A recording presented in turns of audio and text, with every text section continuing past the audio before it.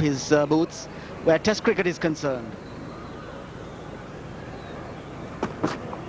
A little bit of movement there for Mohammad Asif. Taranga is off the mark. Maybe that was just wishful thinking on my behalf that it was a 21-gun salute.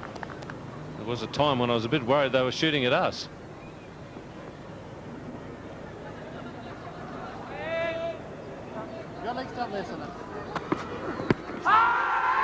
Outside the line, I'd say.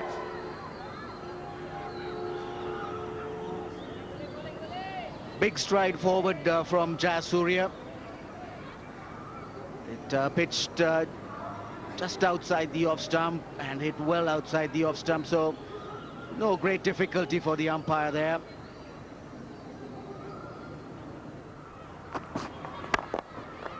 That's a nice shot.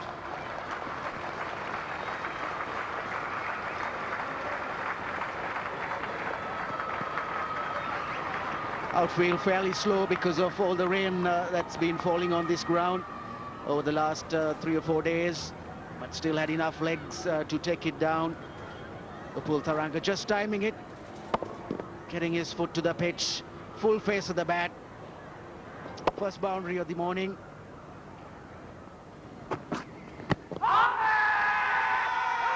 Big appeal. Bowler really going for a bit extra. An extended appeal, I would have thought. Daryl Harper had a good look. That was a good delivery, pitched up to the batsman. Jayasuriya coming on the front foot. Wrapped around middle and off stump. Just below the knee roll. Harper deciding that it wasn't going to hit the stumps. He's gone after it, Sana Jayasuriya. First evidence of this outfield. It seems to be on the slow side, but the ball will reach the boundary ropes anyway. Umar Gul will be just a touch disappointed with this length. Shorter. And that is where Sana Jayasuriya really likes them.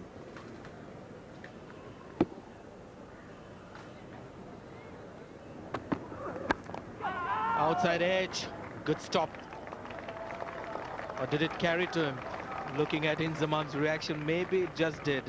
To the bowler, he plays each ball to its merit.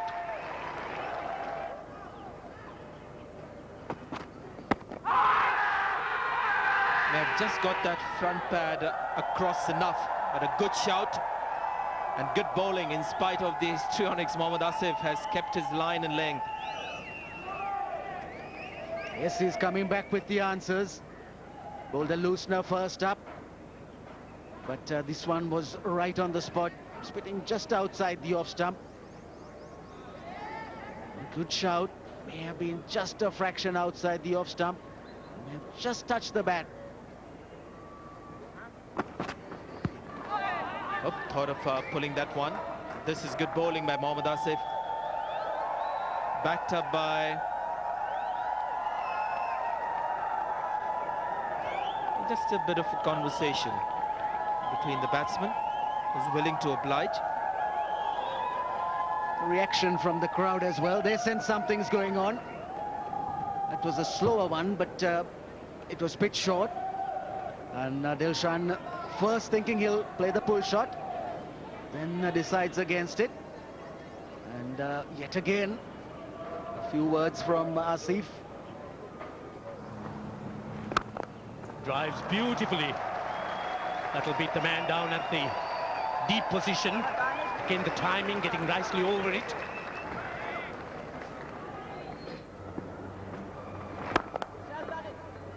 That's nicely driven down the ground, beats the bowler.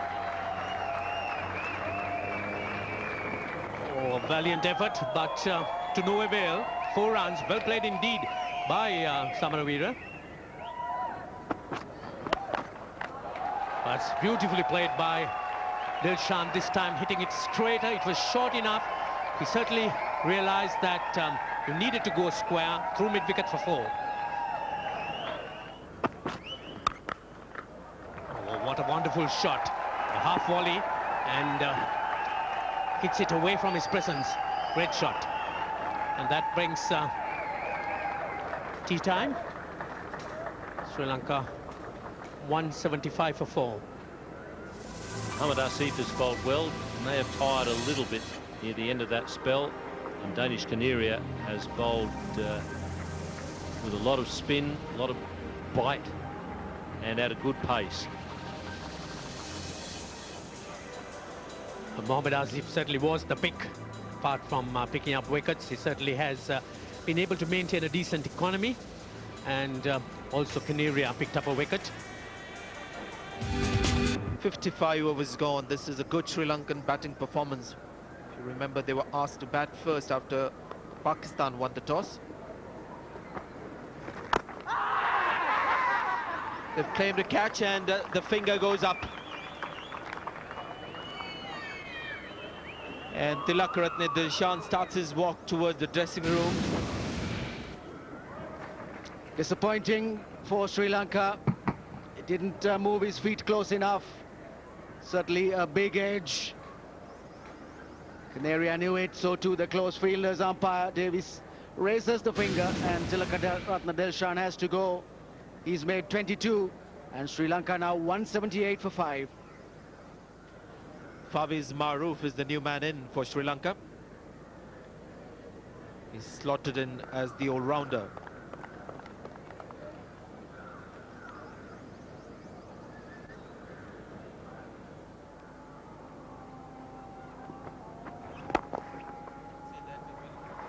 Great shot. Slightly over pitching on leg side, but clipped away beautifully by Maroof. 184 for 5. Good delivery, just falling short of Yunus Khan. Inzamam in chase.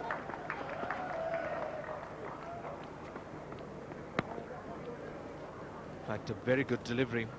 Just leaving the right-hander, short of length, got the bounce too. Samaraweera was committed to play it. He'd gone on the back foot. Took that hand away, but a little too late. The ball falling just in front of the second slip fielder. And Inzamam really giving it the big chase there.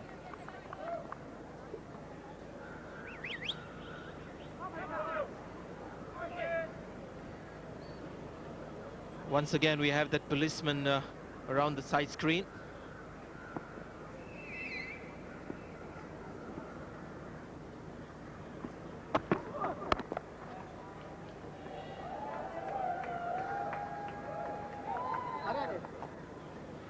Certainly made amends for the first couple of overs that he bowled down the leg side on leg stump. Now very consistent outside the off stump. In fact, this is perhaps the best couple of overs that he's bowled so far in the innings. Umar Gul. Just hoping that this culminates in a wicket for him. He can then use that confidence to get even better.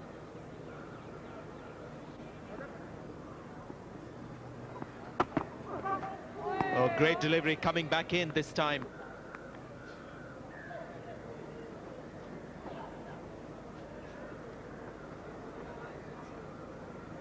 So rare no ball. Marco maybe trying a little harder, stretching, and that was a really good delivery. Came back a lot. Certainly a big no ball too. But that really hit the seam and came right back to Samaraweera. Ball going just over the stumps.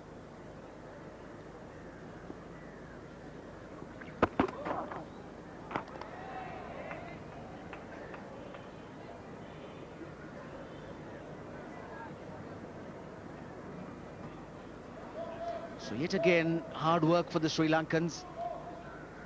The second session was fairly easy for them. They went from 79 for 3 to 175 for 4. Now they've lost a wicket between the tea break and this over, so 189 for 5, and really having to battle it out. This is a good spell from Umar Gul, or I would say good couple of overs. The line has stayed just outside the off stump. He has varied the length. The movement of the pitch also has been unpredictable. in his 4th over. He's going for 8 runs, so big improvement in this final spell for Umar Gul, the last 2 overs. And Danish Kaneria from the other end has been spot on. So the Sri Lankan batsman having to play 2 different types of bowlers and having it very tough. It came out of the blue, really. No warning. Surprise bouncer from Umar Gul. And well directed to the tall man. Yes, he couldn't get his head off on time. Watch the ball. It's got a high back lift. Just ducking straight into it. The ball getting the glove.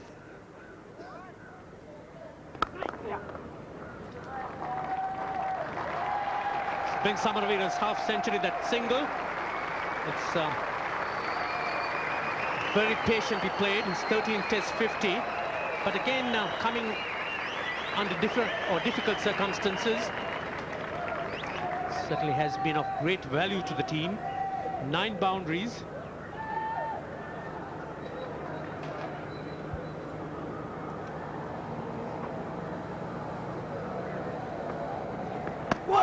Oh, the googly that time, very, very narrow shave. Would seem that Maruf really didn't spot that at all. Obviously, the batsman did not read this one. Coming from the back of the palm, well flighted, well directed, and it spun viciously. Almost took the off stump off, but because of that extra bit of bounce, the batsman was saved.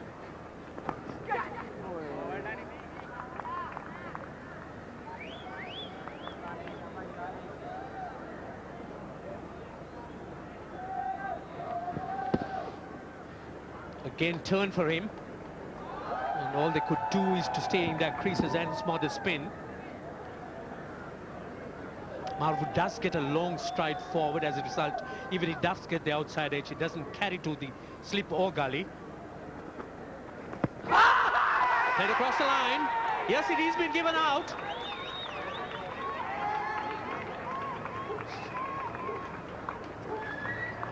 Now we're once again confused whether it's a leg before decision or a caught at bat pad. Yunus Khan looks very happy, so I guess it's bat and pad, but the wrong one, not read by Maruf. The ball hitting the pad, and Yunus Khan making a strong case for himself and for Canaria, and the umpire giving the batsman out. Gone for 7. 193 for 6. New batsman Malinga Bandara. The Sri Lankans looked healthy, but the wicket of Maruf earlier on has put them under some sort of pressure.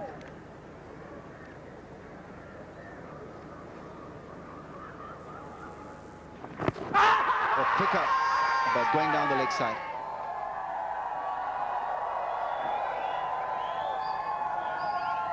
.193 for 6.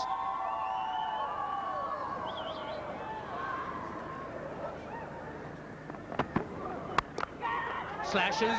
Was it dropped? Yes, it was. Came very hard and low. Cry of anguish from Umar Gul. It's Imran Farhat who tried in that slip cotton. It wasn't the conventional edge. I think it came off the toe end of the bat. Bandara going hard at the ball, and well, the fielder had a good sighter of it. That should have been collected. Umar Gul still not yet off the mark. It can be frustrating for someone who's bowled so well and tidily. Now coming round the wicket to Samaraweera. Looking to change the angle. The single's always on in that area with a lot of spaces. That edge was once again dropping on the fielder. Early in the day, he caught a good one, Imran Farhat. Caught it with nice soft hands. And there he thought he had it, but then the ball sort of dropped down on him very quickly.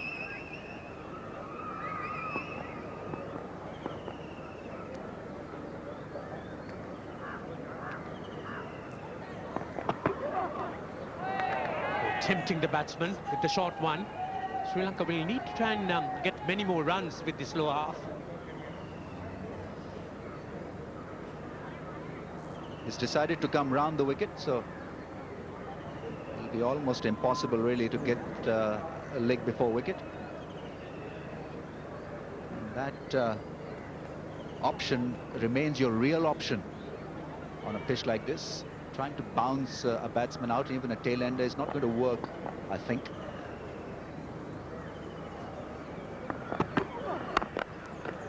What's been strange is Bandara's approach to his innings at this stage. So he needs to try and settle in. So you could see that the Pakistani attack looking to try and unnerve him with some short pitch deliveries, and also deliveries allowing him to slash. New batsman in, you've got to try the over the wicket angle.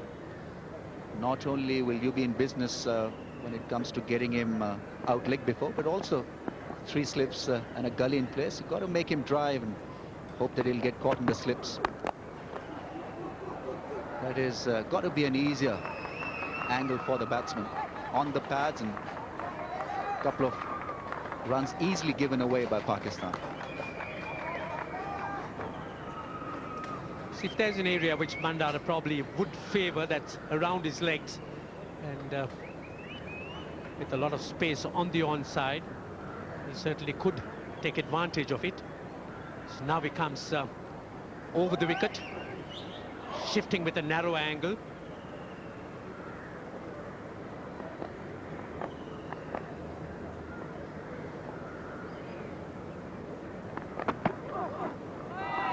A slow delivery drew the batsman forward into the over. 199 for 6.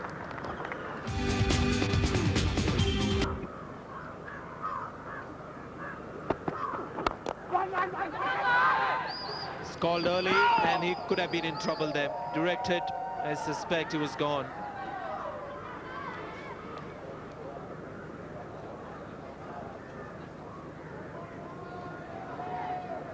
There's quite a few Pakistan fieldsmen that you can hit and run to. On that occasion, the direct hit would have brought about a run out. Just for a moment, I thought I took the bail off. It's some kind of a hard sound. The ball nipping back in.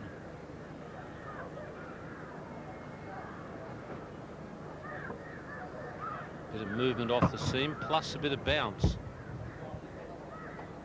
Just clipped the bail, I reckon. Inside edge onto his back leg. And I reckon it's just clipped the bail. 6 overs before the second new ball is due for Pakistan. Whether they'll take it is another matter. Yunus Khan in charge on the field as Samaraweera has pushed the first one. And Bandara took that as almost a guarantee for the second. This is going to be close.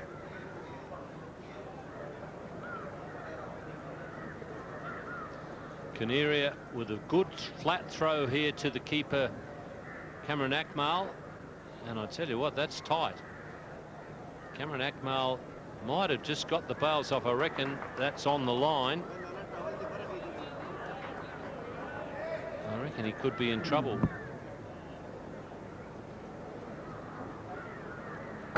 Now, I'd say he's out. So that's a problem for him, where there's a clear disturbance of the stump. The bat seems to be in by just about an inch, and before that, where you have an impression that the stumps have been disturbed, that's when he's short. And Scorecard De Silva has ruled the batsman in, and I think the players, the Pakistani players, are surprised. They can't believe it. It's taken a while for them to take that decision. Here it is, Danish Canaria with the throw. Well, I think he's distinctly lucky, Bandara, to still be there. Keeper did a good job. He got himself into a position to get to the stumps as quickly as possible. Had had to be away from the stumps just a little bit to take the return, but the way he set his body, he was leaning towards the stump. So if you watch the keeper's work, I think he does well here. He skips into position, so he's in a position where his momentum is heading towards the stumps from the moment he gets the ball. I reckon the keeper did the best he possibly could in those circumstances. I think he probably gained a fraction of a second in getting that ball to the stumps, and I think, in my opinion, that fraction of a second made the difference, and he was probably run out. But it was very tight.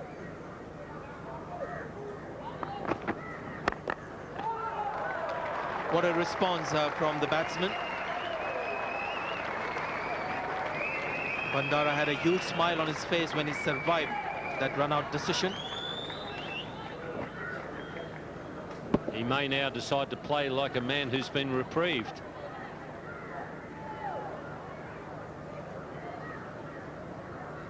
It's not exactly like somebody having a reprieve from the death sentence, but it would be a pleasant feeling.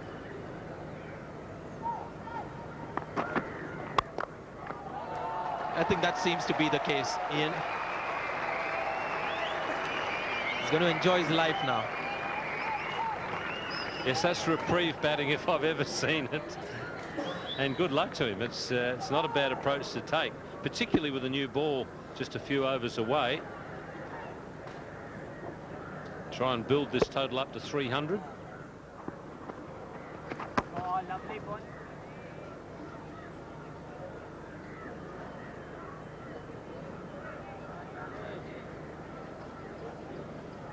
New ball is due after this over. Will Inzamam will go for the new ball. Canary has bowled well. Oh, what a delivery. That sharp spin away from that off-stump line. And there's a cry of anguish. Maybe it's struck by the keeper. Yes, what frustration this must be for him. He's beaten the batsman in that fashion more often than not. Well, that was just short of the man at second slip.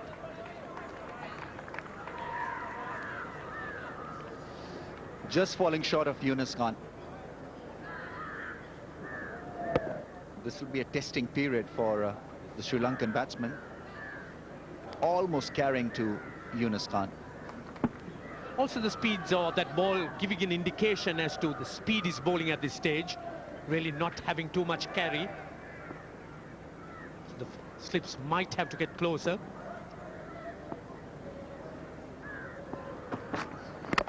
Bowled him!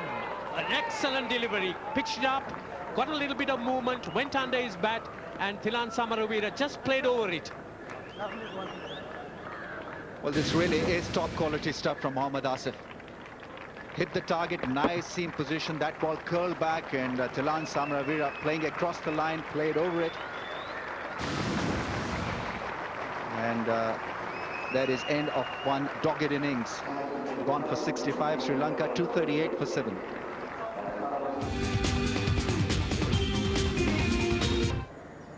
So Nuwan Kulasekara, the new batsman, with the new ball getting the breakthrough for Pakistan after that very useful partnership.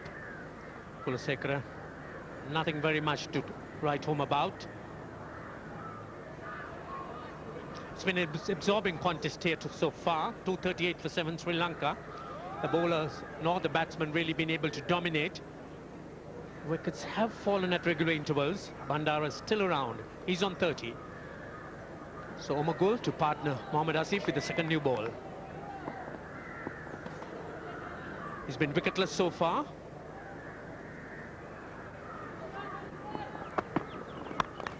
Slashes, and that's over the slip cordon. 4 runs. It'll be quite irritating for the Pakistani captain to see Bandara really carry on in that fashion. He's on 34 from 51, 4 boundaries. It was wide and he flashed hard, and well, the slip cordon had no hope. As a fielding unit, you're looking to just finish the tail off as quickly as possible. So Bandara is turning out to be a serious irritant for Inzi and co.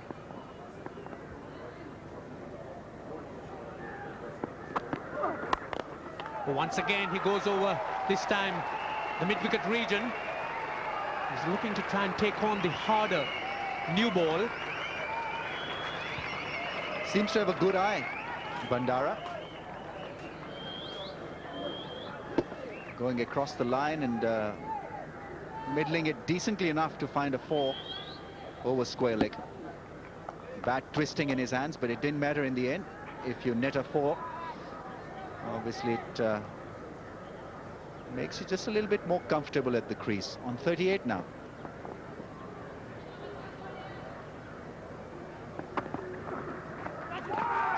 He's looked very aggressive since that reprieve of that run out earlier on, and has been picking up boundaries.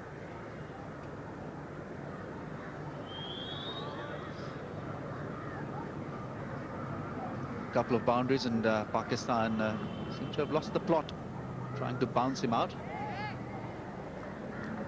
They've tried to bowl him outside his off stump, and he's been able to drag the ball away towards the leg side from that angle.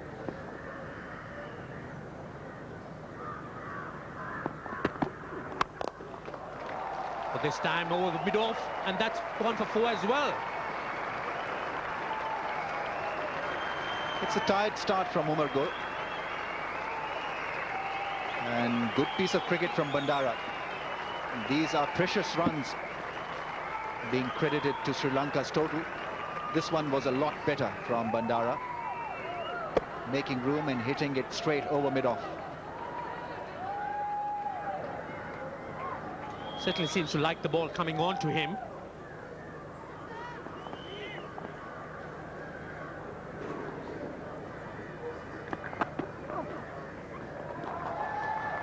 He's made up his mind that there's not much point in leaving the new ball to the tail.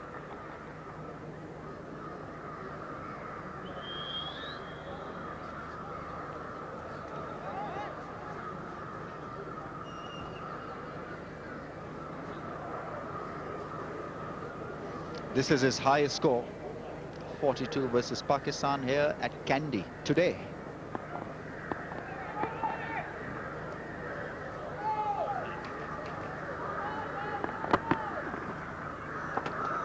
Oh, he's made up his mind to really go after him, and that's 5 runs, the ball hitting the helmet where the wicketkeeper has missed it. Very interesting, 255 for 7. Samaraweera just having a mighty heave, Bandara, and the wicketkeeper missing and the helmet coming in the way.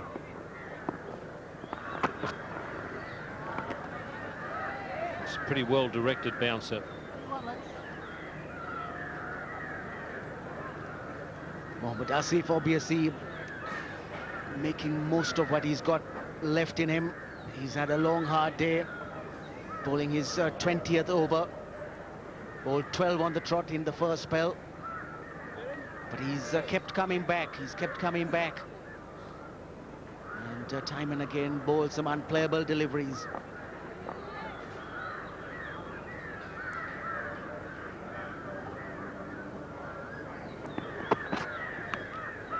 Taken behind.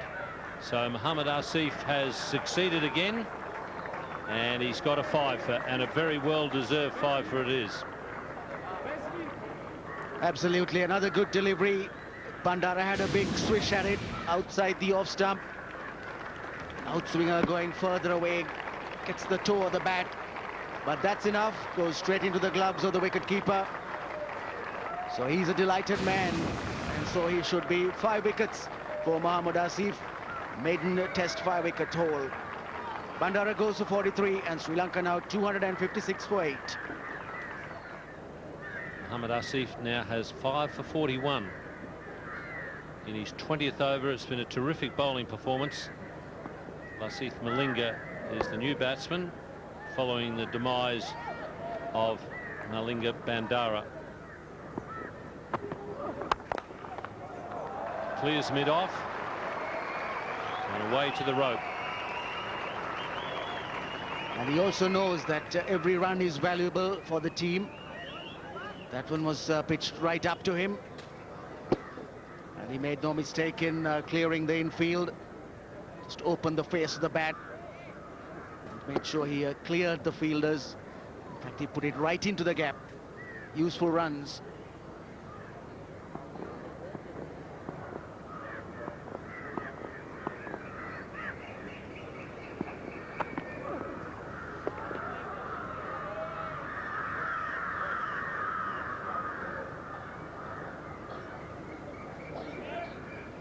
He'll be happy. That went past the bat. Enzamam's got an attacking field. He's got 3 slips and a gully. There's more fielders on the offside. And just behind the slips, it looks like we've got a murder of crows.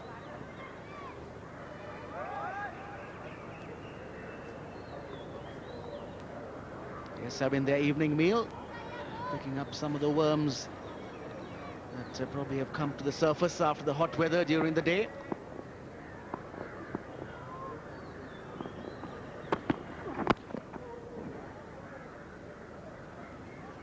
So immediately the man at bat pad is brought into the action.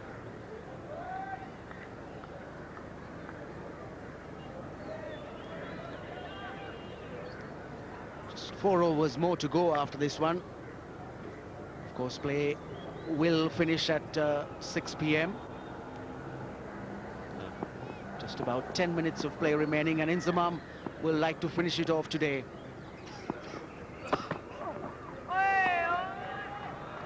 There's quite a lot of cricket going on around the rest of the world. We've got another test at the Wanderers, but in the one-day international between India and England, India now lead 3-0. 294 for 6 India posted with a century to Yuvraj Singh. England replied with 245. Collingwood out for 93. Bhutan 4 for 51. So it's going to be difficult now for England to come back from there. India having a pretty good run in the one-dayers.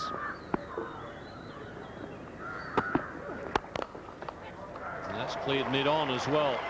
So 2 boundaries in the over. It's 264 for 8.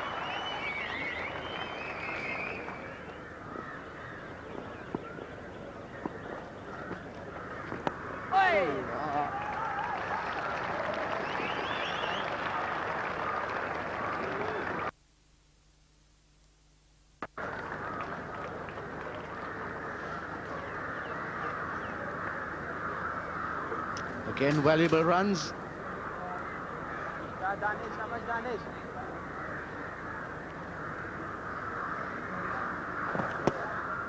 Well flighted, it went all along the ground. Quite safe. It's well bowled. 267 for 8. That's enough for the day. Well, I thought it was a fair contest today between the bat and ball. There were opportunities for batsmen to score runs. There was help all the time for the seamers especially and the bowlers. Sangakkara, the top scorer with 79. I thought those runs were terrific runs that he got in the morning session when the pitch was lively. Samaraweera, typical workman-like innings for him. Another innings of great value for the team. Malinga Bandara getting 43 priceless runs in that situation. So Sri Lanka would be reasonably happy with 267 for 8 after having lost 3 top-order batsmen very quickly. Looking at the bowling figures, 5 for 41, Mohammad Asif of his 21 overs was the star once again. He was just great to watch. The only support that he got really was from Danish Kaneria. 3 for 44, Umar Gul, Rao Iftikhar, to an extent Abdul Razak as well. Disappointing that they couldn't pick up a wicket on a pitch that had a lot for those kind of bowlers. We hope you've enjoyed the highlights of day 1. Until next time, it's goodbye and thanks very much for watching.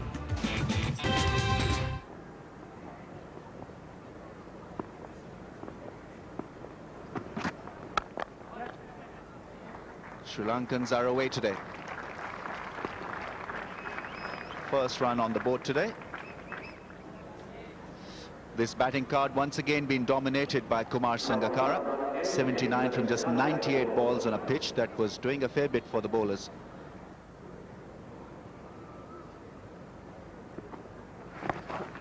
That's a nice shot. Mohammad Asif will get there, and the pair come back for the second.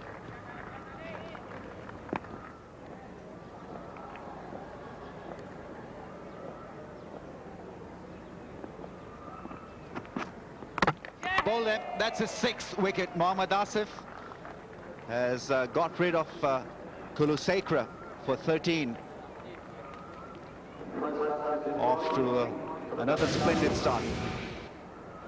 This is what he does. He creates uncertainty in the batsman's mind. The batsman there wasn't sure whether to play or let the ball go, but in the end he half played because he knew that the bowler's got the ability to bring the ball back. So 6 wickets now for Mohammad Asif, and Sri Lanka 271 for 9. That's in the air, but it is safe in the end, and he's off the mark, Muralitharan.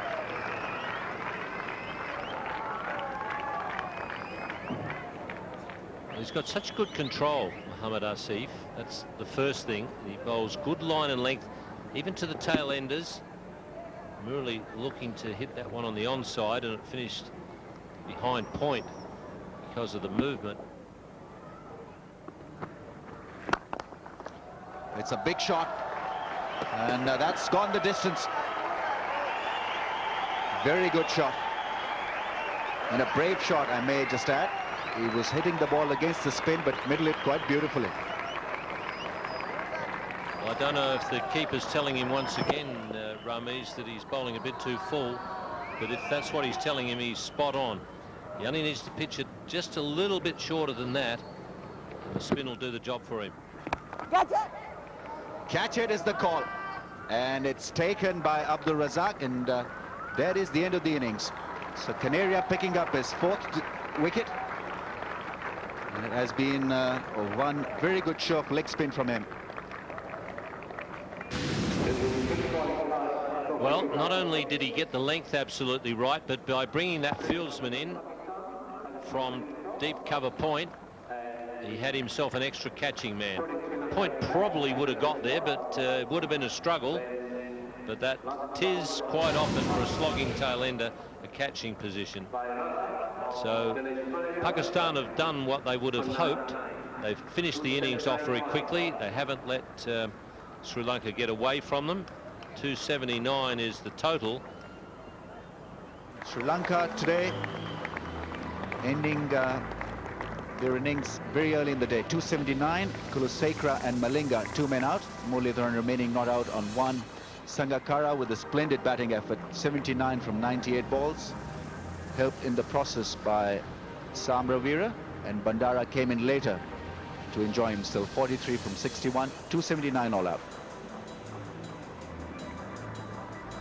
Two excellent performances. 6 for 44, Mohammad Asif.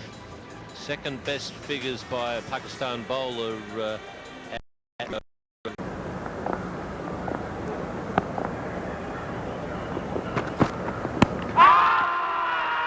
a quick delivery. There's a strong appeal from the Sri Lankans. The ball has gone away for a 4. 4 leg byes given. Malinga is not happy. Those expressions suggest that he thought that he had a very strong case for leg before.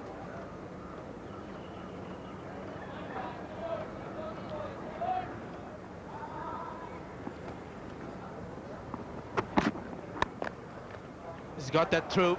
4 runs. 10 for no wicket, Pakistan.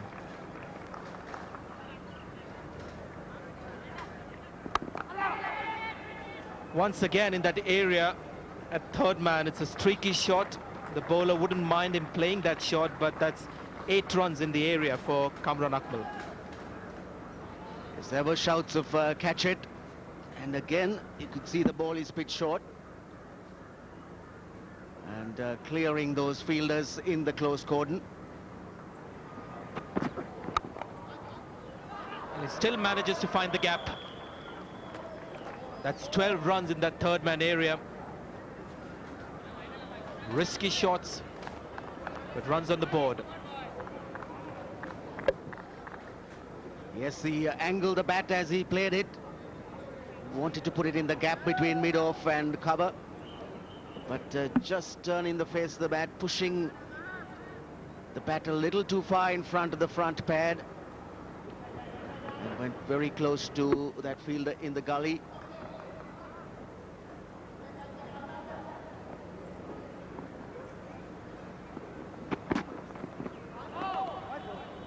This time, Daryl Harper will call it a wide.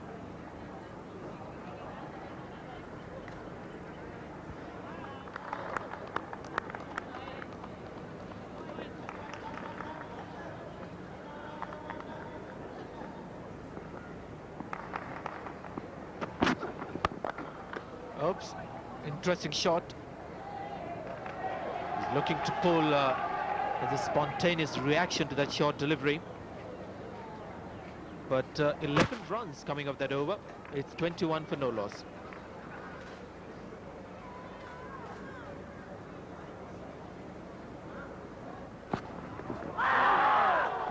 He's missed that completely. Does like to play his drives Imran Farhat. That's a rare delivery that he's pitched up to the left-hander. He goes straight away, goes for the drive. Good in swinging delivery.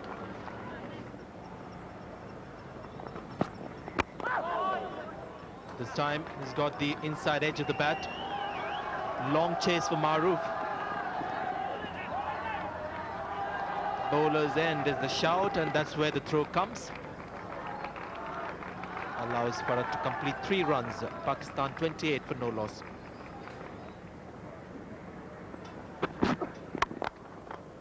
This time change in length, and Kamran Akmal was equal to it.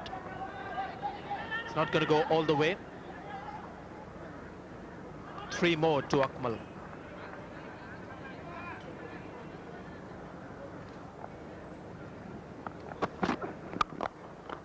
Superb shot.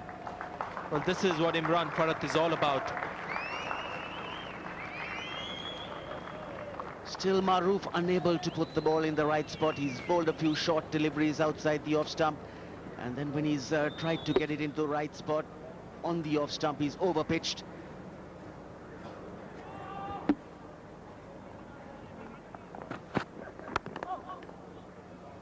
Once again through that area, down the gully. That's going down for 4. Just turned the face and kept it along the ground. Well, the first over from Lasith Malinga was a beauty to the left-hander Farhat. Had him in all sorts of strife, but he survived that. Now he's starting to prosper. Already a couple of boundaries, 3 to his partner, and it's a very good opening partnership. When you're defending 270, you can't allow too many boundaries to go away. And at the same time, you have to pick up wickets. Oh, great shot. That was pitched up and went into a full launch, getting 4 runs out of it. Well, this is what a lot of the Pakistan quickies did, apart from Mohammad Asif. Trying all sorts of things, Yorkers, bouncers.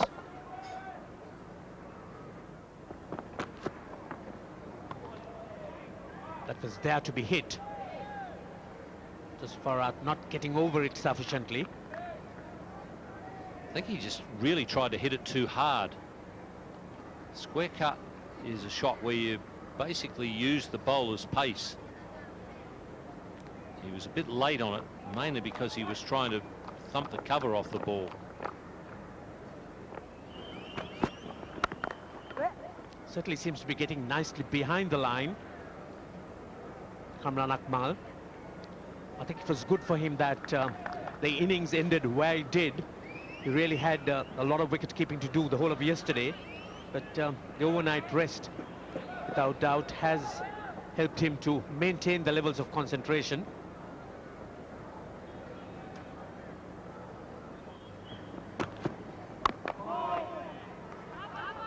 It's a quick single.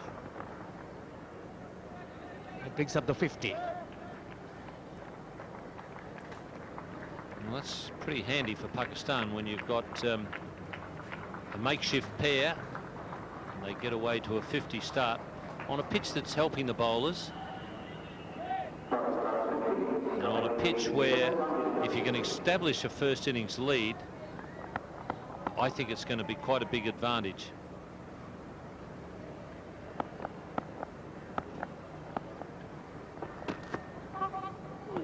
No ball called. It's also frustrating from a Sri Lankan point of view, as they certainly would have thought that they might get through one of the makeshift openers, and they certainly had placed a lot of faith in their opening bowlers. Oh, well over.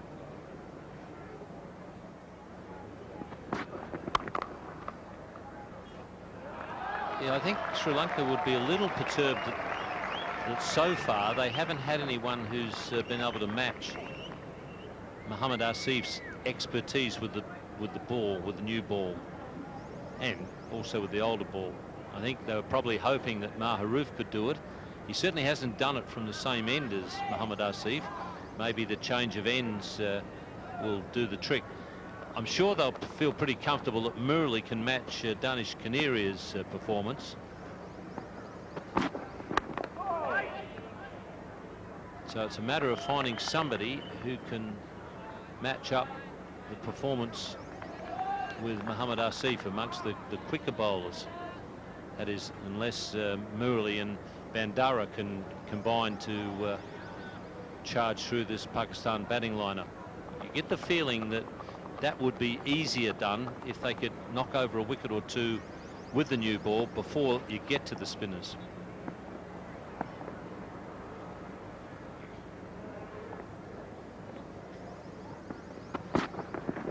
Oh, good delivery.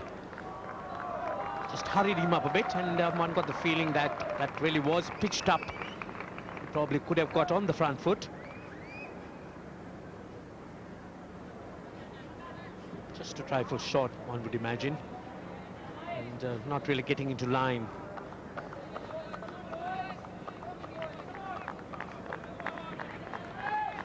The Sri Lankans certainly would be looking to pin their faith.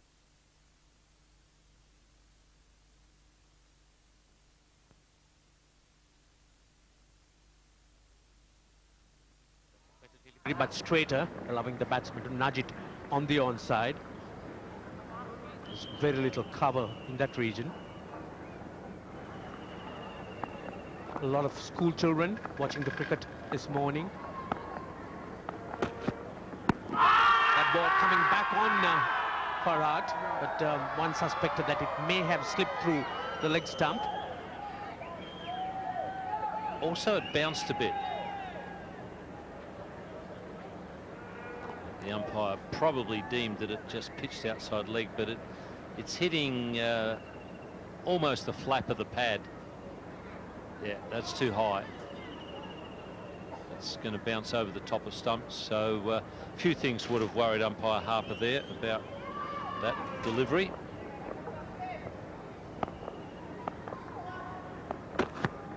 Oh, that's a good delivery. That's exactly what Kulasekara should be doing. Just maintaining the right line, but getting the ball to do something. Well, this is the sort of bowling that Jayavardhan is looking for from his quickies.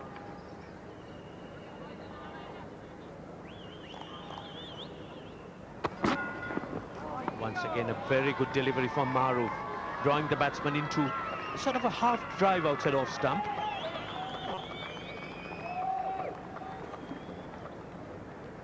Sort of was late on the shot.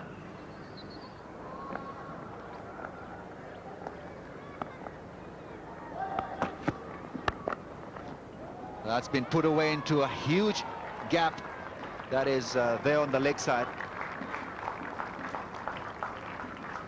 Luan Kulasekara has bowled 3 good overs and then starts off the 4th over with a real short delivery. No difficulty to put that away. Just the 2 fielders on the leg side as well, just a mid-on and a deep fine leg. That was the ideal height for Imran Farhat, just to get on 1 foot Just ride on it, roll the wrists over. So bad delivery to start the new over. In the air and gone this time. Imran Farhat was living dangerously, and Kulusekara has provided Sri Lanka with an important breakthrough just before that lunch.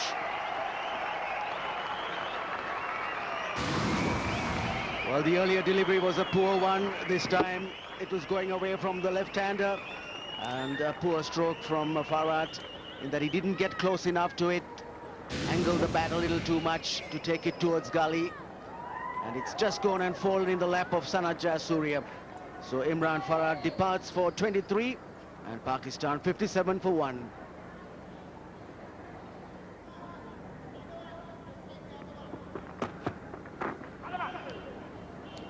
Off the pad. More runs for Pakistan.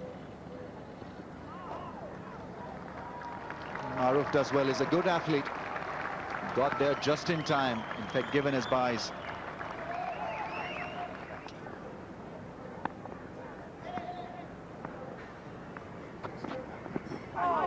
Good delivery, just teasing him around that off stump. Normally, Ranil, it's third time lucky, but no luck so far for Maruf and co. Yes, Maruf didn't have a good first spell, pitched too many short, over-pitched a few as well, but here he's come back. He's changed ends, come to the Hanthana end.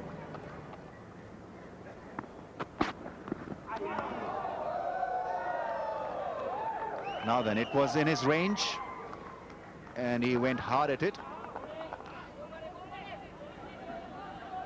Not a good shot when our lunch is just about 7 odd minutes away. Well, that's a very good response from Kamran Akmal. No need to run for that one now. It's gone past the field at mid-on and will slowly trickle to hit that skirting. Well, that didn't, the earlier ball didn't upset Akmal at all. He was prepared to watch the ball, prepared to play the next one on its merits, and it was over-pitched. The full face of the bat meeting the ball, and Lasith Malinga throwing himself, unable to stop it.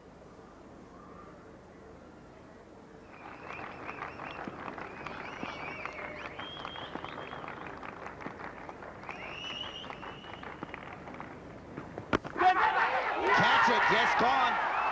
Big inside edge. Kamran Akmal can take a walk back. He's disappointed. Mahela Jayawardene gathers a cool catch. Muralitharan is off the mark here at Kandy. There was bounce, there was turn, and an inside edge. Good catch from Jayawardene. It stayed in the air for a while, but Jayawardene had a distance to move, and he did it pretty quickly. So Kamran Akmal opening the innings for Pakistan. He's gone for 33, and Pakistan 71 for 2. Oi! Impressive start from Murli. And that'll be lunch. So Pakistan losing a wicket. That of Kamran Akmal at the stroke of lunch, 71 for 2. So Sri Lankans fought back hard after Imran Farhat and Kamran Akmal got them off to a good start. Imran Farhat and Kamran Akmal both back in the pavilion. Now the onus lies on Yunus Khan, Mohammad Yusuf, ready to make sure that they see through the next period as safely as possible. 1 wicket for Kulusekara and 1 for Muralitharan in the over before lunch. Malinga and Maruf toiled. And that's how the game stands. The Sri Lankans dismissed this morning for 279. The last 2 wickets falling quickly. Mohammad Asif finishing up with 6 for 44. And Dinesh Kanaria, 4 wickets for him. Pakistan 71 for 2. That's the match situation.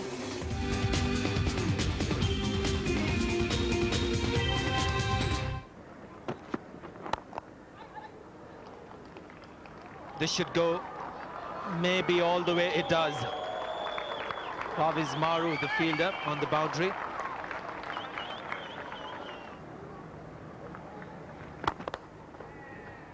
driven that straight, and I think he's hit it hard enough for it to go all the way.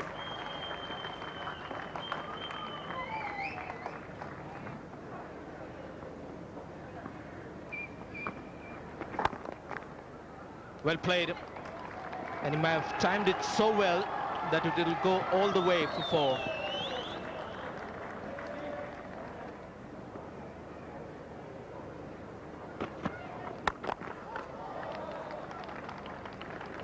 This is another boundary for Pakistan, or maybe not. It does. It just touches or rests on the rope, or what used to be a rope. Is beautiful with that shot, Mohammad Asif. Likes to use the pace of the bowler. 9 runs of that over, 103 for 2.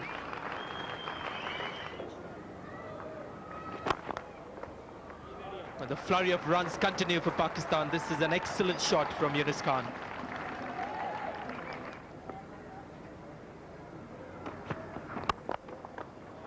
Great shot. Length was full. The best shot of his innings, 112 for 2.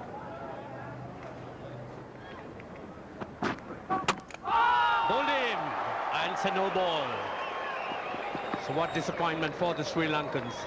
Excellent delivery. Looked to hit it across the line. Well, this is pretty tragic as far as Sri Lanka is concerned. Yunus Khan well settled. Got a good delivery from Maruf, but he was way over that crease.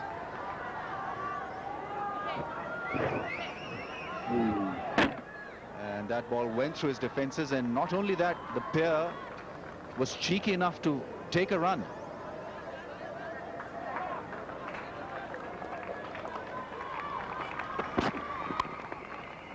Well, this time through the gap, and that's running down. Just wanted to play at it and sort of pulled it out, but managed to get contact. Bowled in, and what a delivery this was. He really got him into the zone of complacency, pushed him on the back foot, spun right into him, really didn't have his defenses covered, and a great delivery by Muralitharan.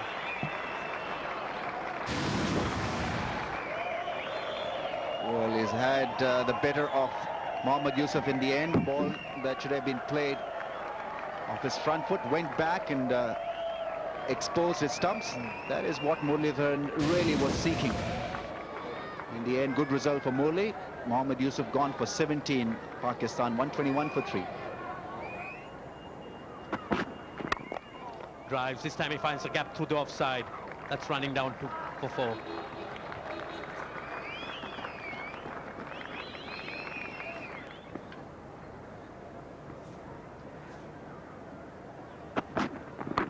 That's gone. That's an excellent delivery. Just on line, forced him into the shot, got him sucked right into it. It was a bit of a nothing shot, straight to the man at slip. It really is high quality bowling from Maru. After being hit for a 4, what a comeback. And obviously didn't read the length, didn't read the swing on that one. Nicely taken in the slip. Even though it was traveling straight to the fielder, but no catch is easy in that slip cordon. Yunus Khan walking back after getting 35. Pakistan in a little bit of problem. 125 for 4. That's driven down the ground, fuller length, took it on the half volley. Sweetly timed. So fine way to open your count.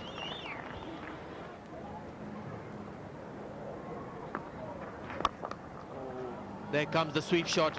He played a few of those in the last match. Superbly played. Finishes with a boundary. 138 for 4.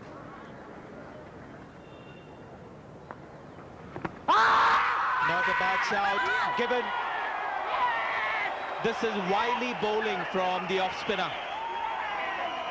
It was the doosra, and we were talking about that slip not being in position. Maybe not too many of the wrong uns from Murli, but that was the doosra that got the wicket.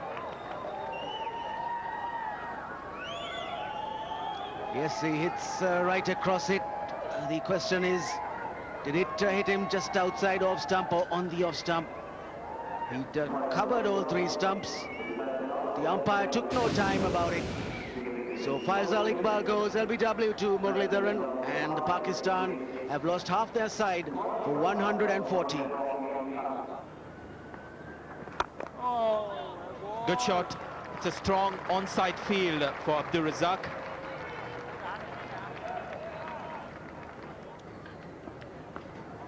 Gone! Once again, it's that delivery which is pushed through in the air, just outside the off stump. And the Pakistani batsman gets sucked into playing either the square cut or the late cut. And that's what Murli is capitalizing on. Excellent cricket, great bowling once again from the master. Well, did he give that earlier ball outside the off stump on purpose? May have well been, because this one was closer to the off stump, pitched closer to Razzaq, and he made the mistake of going on the back foot, trying to cut. No reaction from Muralitharan, but he must be delighted. Razzaq goes for 4, and Pakistan now 149 for 6. And again hesitation. Insi was in no way going to make that crease. And a great throw. What a throw. This was coming at some stage, but it's come sooner rather than later. Well, he's got his just desserts, Inzamam. He was sitting on his perch, very slow to get started. He caused his partner to hesitate, and he's out by a mile. Really wasn't alert in that situation. I think he was down the other end thinking that I'll stay down this end. Now he's back in the pavilion. It's 162 for 7. As you would see from that card, most of the top order batsmen for Pakistan got starts, but really the type of conditions, losing concentration and losing their wickets. As you would see, Rao and Kul are at the crease, but they are tail enders, so Pakistan have a tough task. 162 for 7. So Sri Lanka, the bowling. Muralitharan certainly the highlight there. 4 for 36. Bowled very tidily, but a lot of support from Maruf and Kulasekara, who used the pitch to move the ball in and out and had the batsman guessing all the while. The state of the game so far: Sri Lanka 279, Pakistan 162 for 7.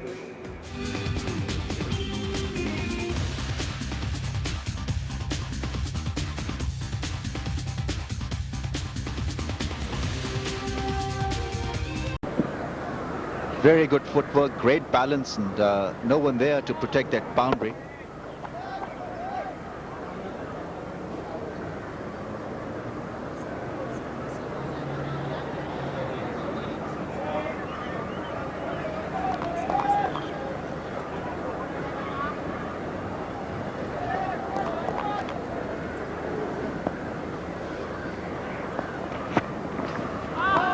Good bowling. Again, almost in the same spot, but this time the ball moving away.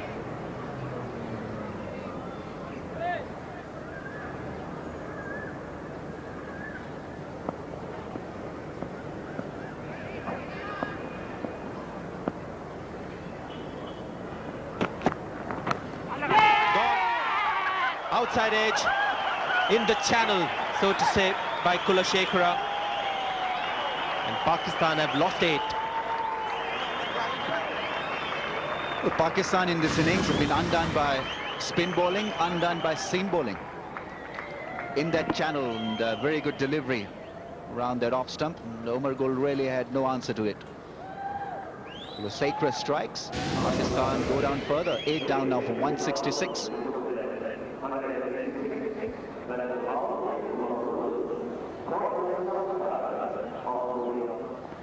Mohammad Asif is the new batsman. Won't be taking strike.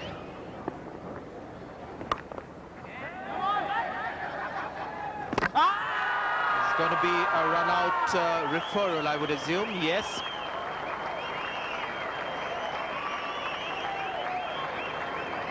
Well, it has got to be close, because the umpire has called for a referral. Bandara was the fielder. He got rid of the ball very quickly. Mohammad Asif was casually across, and I think he could be in trouble. He was dragging his bat, but and he didn't run straight in a straight line. Very good pickup by Kumar Sangakkara. I think he's gone. He's a goner. Another poor piece of cricket from Pakistan. 166 for 9. Ashoka De Silva, the third umpire, making that decision. One of the easier ones. The stump was in the air and the bat was short of the crease. And it's Iftikhar again who's involved in another big mix-up here. But this time the fault clearly lies with the runner here. Mohammad Asif casually across, not running in a straight line. And that did cost him valuable time. Gone for naught. 166 for 9.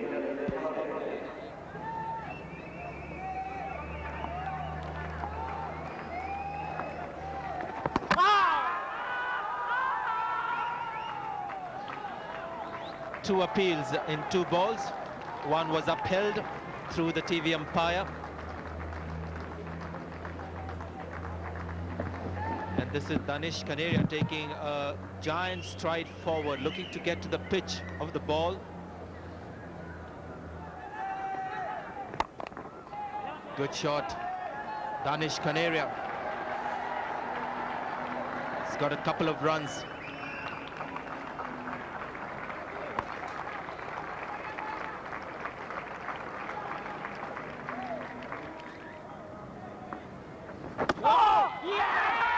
Think they've got the wicket. Yes, Danish Kaneria is not too happy, but Murali's got his 5 wickets once again. 51st time in Test cricket, 5-wicket haul for Muttiah Muralitharan. Danish Kaneria, well, his expression tells his version of that dismissal. We'll have another look. Quicker once again was Muralitharan. Well, only a snickometer can tell us whether he edged that one or not, but Murali and company were very keen for that dismissal. Kaneria was out for 4, Pakistan all out for 170. So another Pakistani batting collapse there. The second time in the series in bowling conditions that their batsmen haven't really provided the resistance. The top score coming from Yunus Khan with 35. Muttiah Muralitharan, he bowled as well as I've ever seen him bowl. 5 for 39 of his 16.4 overs. Ended up getting his 51st 5-wicket haul. And 2 wickets to Kulashekara and Maruf getting that other wicket. So support from seam for that spinner, Muttiah Muralitharan. So Pakistan trailed by 109 runs. At this stage, it seems like it's a match-winning lead for Sri Lanka. Time for a short break. When we come back. As opener, he's just averaged 25. Is up 42, beg your pardon, as opener. That's 8 innings, 210 runs. That's very well played indeed. Just hitting it on the half volley. He's an excellent time of the ball, Upul Saranga. This is a nice start for Turanga. We saw him play very well in the second innings at the SSC ground.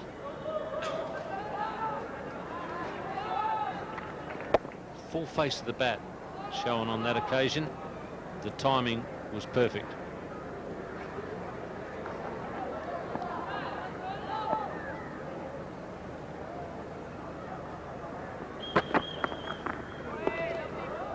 Straight away a short pitch delivery.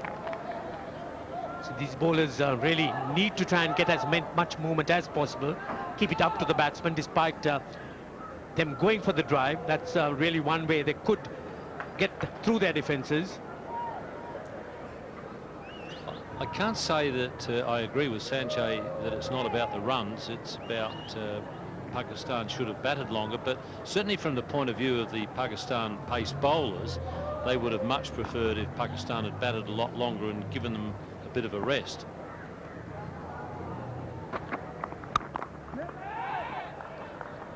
Seven without loss.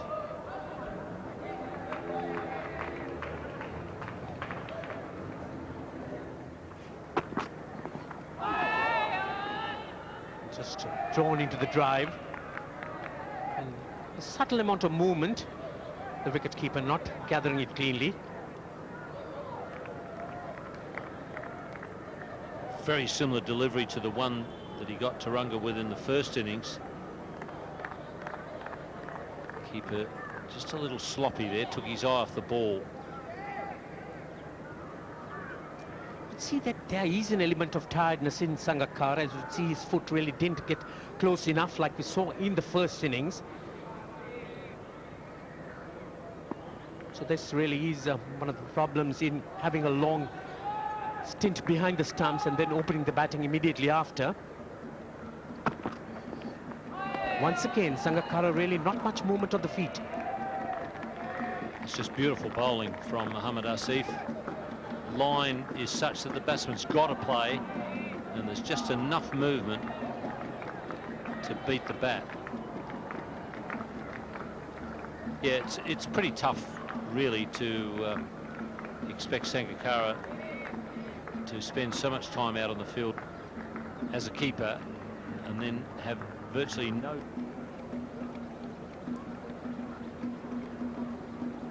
That's probably an area that Taranga will have to learn from someone like Sangakkara.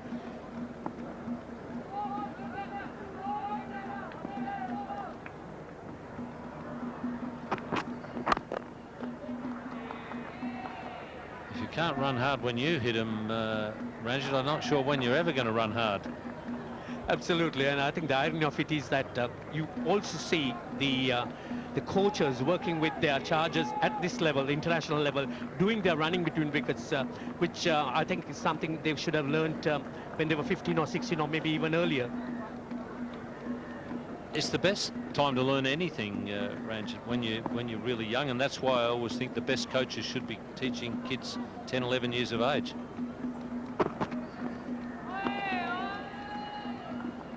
So there is movement, and Taranga really hasn't come to terms with it, at least for the moment.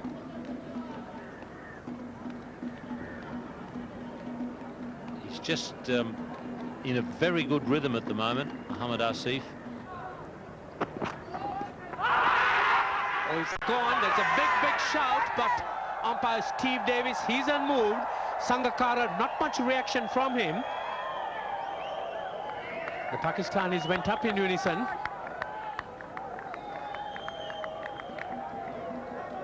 Well, certainly a big shout, but Sangakkara doesn't seem to be in any doubt. He was shaking his head. Another very good delivery, committing the batsman once again. Sounds like a little feather noise. Great shot.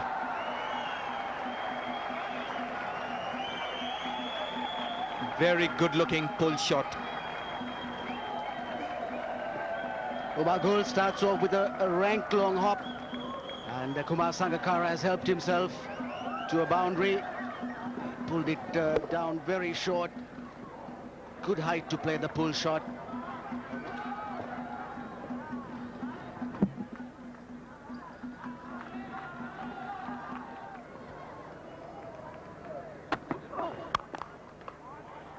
Good shot.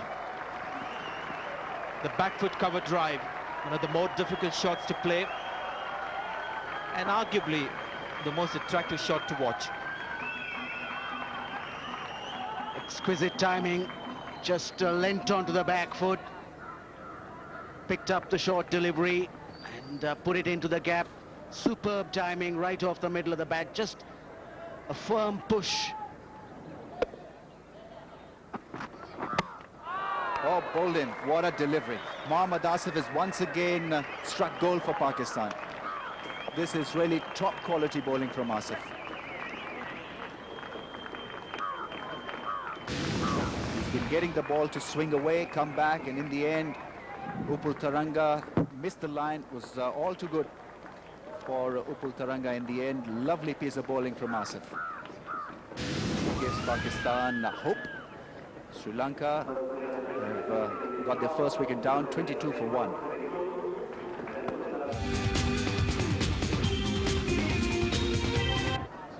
Mahela Jayawardene is the new man in. The Sri Lankan captain is in early.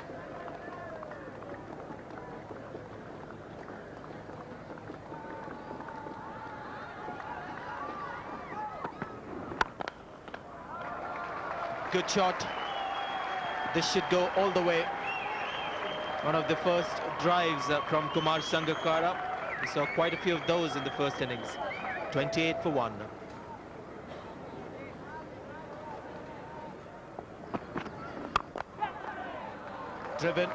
Driven square on the offside.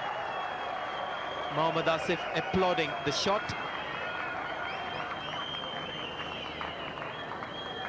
Just a little bit over-pitched, and Jayawardene made the most of it. You can see a big long stride into the pitch. Big long stride, and he's been doing that recent times, getting close to the ball as much as possible. Oh, this is a very good shot. Clipped off the legs. Mohammad Asif has got his head down. He's an overworked bowler in this test match. 9 runs coming off that over. Sri Lanka 37 for 1.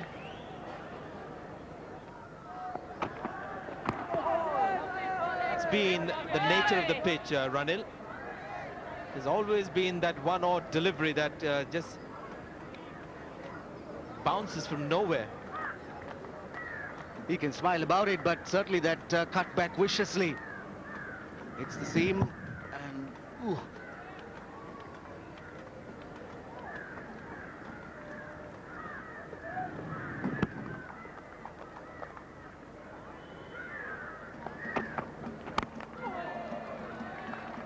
Thick inside edge. They get a couple of runs for that.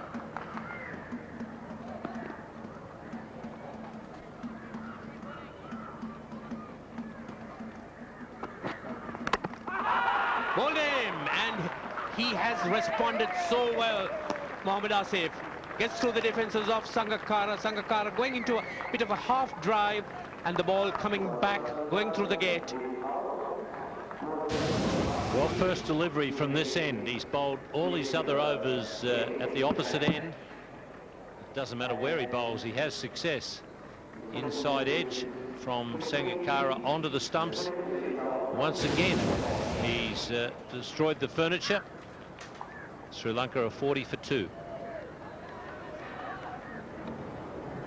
So Sri Lanka's new batsman, Thilan Samaraweera, renowned for his fighting qualities. A lot of those runs have come under situations when Sri Lanka most needed them.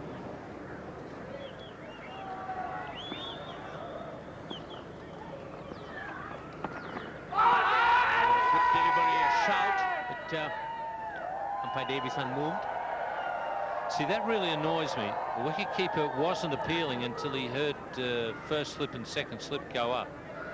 As I said to you before, Ranjit, you appeal when you think it's out. If you know it's not out and you appeal, the question I would have to ask of you is, would you like somebody else to do the same thing to you, try and cheat you out of your wicket?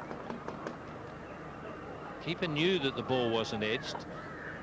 Once he heard his teammates going up, then he decided to go up. Don't like that. And umpires too, I think, hate to be deceived. They sort of have a lot of pride in their ability. That's steered through the gully region. Might run down for 4. Yes, it does.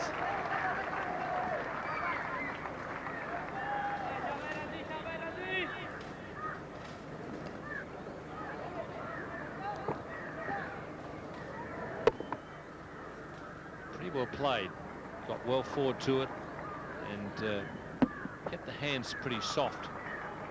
Just guided it through the slip cordon. Bowled him. What a wonderful delivery.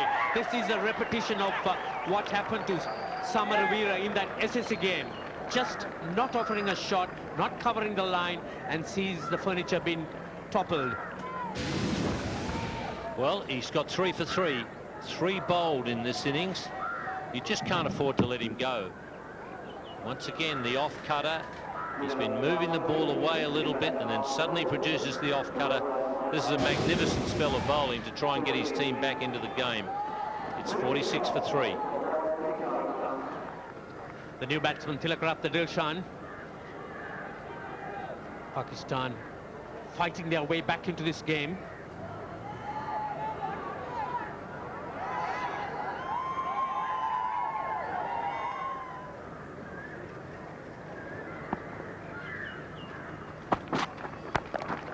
Pulled away, and this is Dilshan. He's certainly not inhibited by the fact that the wickets have been falling whenever the offer is presented. He's well prepared to take it on. Well, a cheer for the 50 coming up. Dilshan is a very confident player.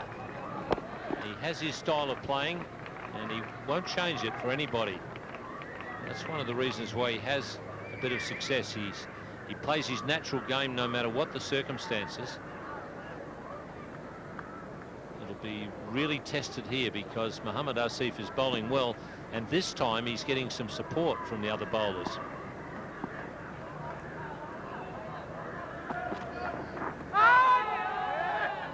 Oh, what a comeback, and whenever he does keep the ball up in that area, there's always doubt in the batsman's mind. Dilshan obviously deciding that he's going to try and score off Mohammad Asif wherever he can. Try and put some pressure back on the bowler rather than him being the one who's exerting all the influence in the match.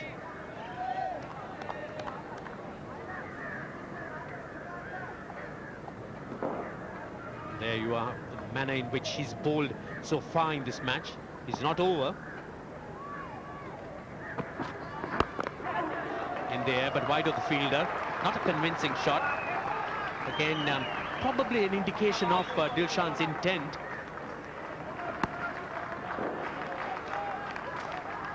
It's all right to show intent. In fact, it's very important as a batsman to show intent, but it's also got to be tempered with common sense. He's just bowling so well, it's not easy to come straight in and dictate terms to a bowler of this caliber.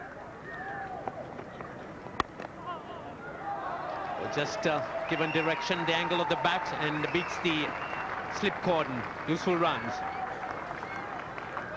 Well, Joe Ardner would like to play a captain's knock here.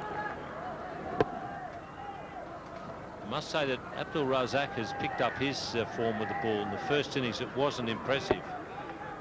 But the other Pakistan bowlers have lifted here. They've been inspired by what Mohammad Asif's doing.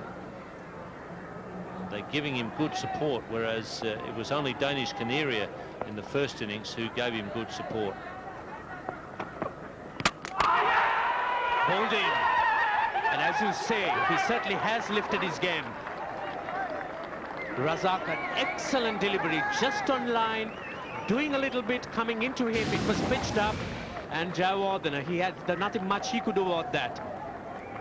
Well, that's 4 out of 4 now, the furniture being disturbed. On this occasion, it's Abdul Razak getting the breakthrough, and Pakistan are back into this game now with Sri Lanka 56 for 4. So Farwaz Maroof is at the crease, and he's there early due to an inspired effort by Pakistan. He picked up 4 wickets.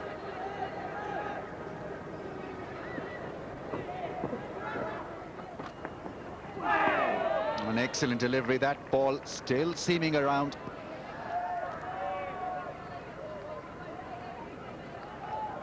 Maroof coming in at the fall of the 4th wicket because Sanat Jayasuriya is not on the ground. He left the ground having hurt his hand.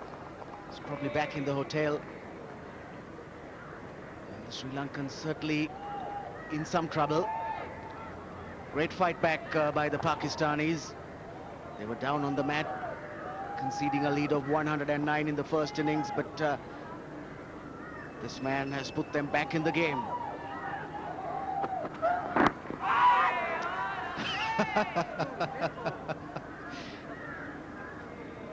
I thought it was funny. I don't think that the batsmen found it funny.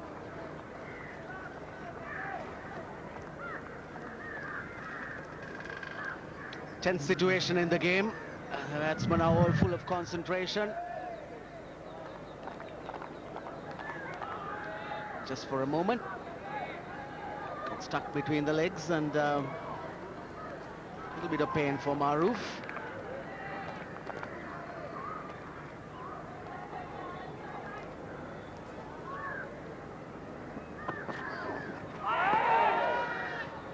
This is some exhibition of seam bowling. Really, you've got to be a good batsman to edge them. Well, from either end, he's bowling as well. He's troubling the batsman, Ramiz. But as you said, certainly from the other end, it's been a little bit more difficult to play the quicker bowlers. It's been more predictable from this end. And perhaps also a few overs from Dinesh Kaneria before the end, with a few fielders round the bat, would put some pressure on the Sri Lankans.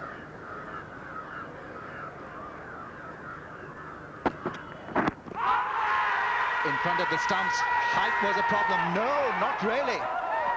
Umpire thought hard. And Mohammad Asif picks up his 4th wicket, 10 in the game. And this is a solid breakthrough.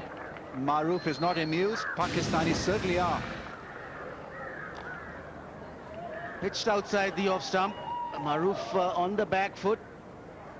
Well, the height is the question. Maruf is a tall player. Hits him above the knee roll. Umpire Darrell Harper had a long look and then said yes. Well, obviously he thinks it's going to hit the top of the stumps. A delighted Mohammad Asif, not so for Wes Maruf. He's gone for 1. And Sri Lanka now 57 for 5. What a response from Pakistan. Sri Lanka in a lot of bother and pressure. 57 for 5. Malinga Bandara is the new man in. 10 wickets in the game for Mohammad Asif.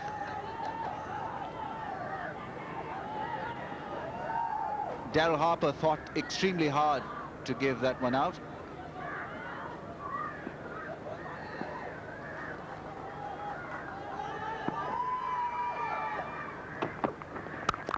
Oh, that's a smashing shot. That's a cracker.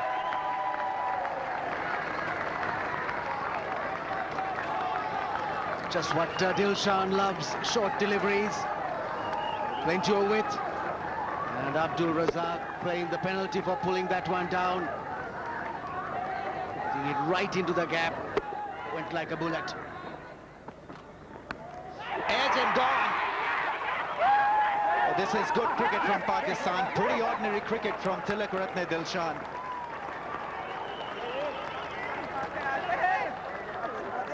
This wicket also gives him his second 5-wicket haul, and that too on consecutive days. Very casual around his off-stump, and he'll be thoroughly disappointed with this shot selection. He'd be delighted. Yes, Dilshan playing a very rash shot in the situation. He goes for 11. He's just thrown his wicket away. Wide delivery outside the off-stump, slashing and caught by the keeper. Dilshan departs for 11, 65 for 6. Sri Lanka lead by 174 runs, 65 for 6, been dented quite badly by Mohammad Asif. Kulusekara is the new man in.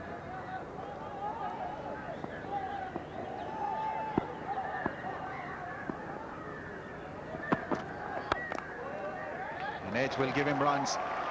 Iftikhar is herring after the ball. Will he get there in time? Oh, he misses it.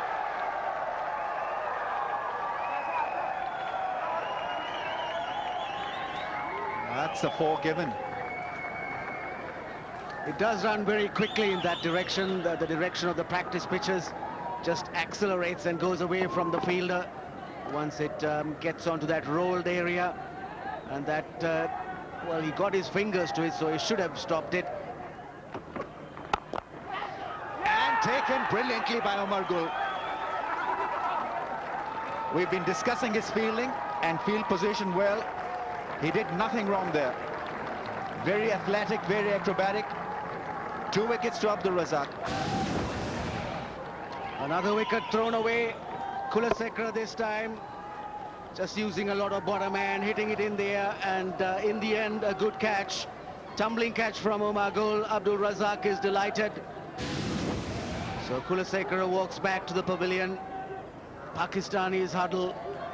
Kulasekara's gone for 6 and Sri Lanka 72 for 7. Shot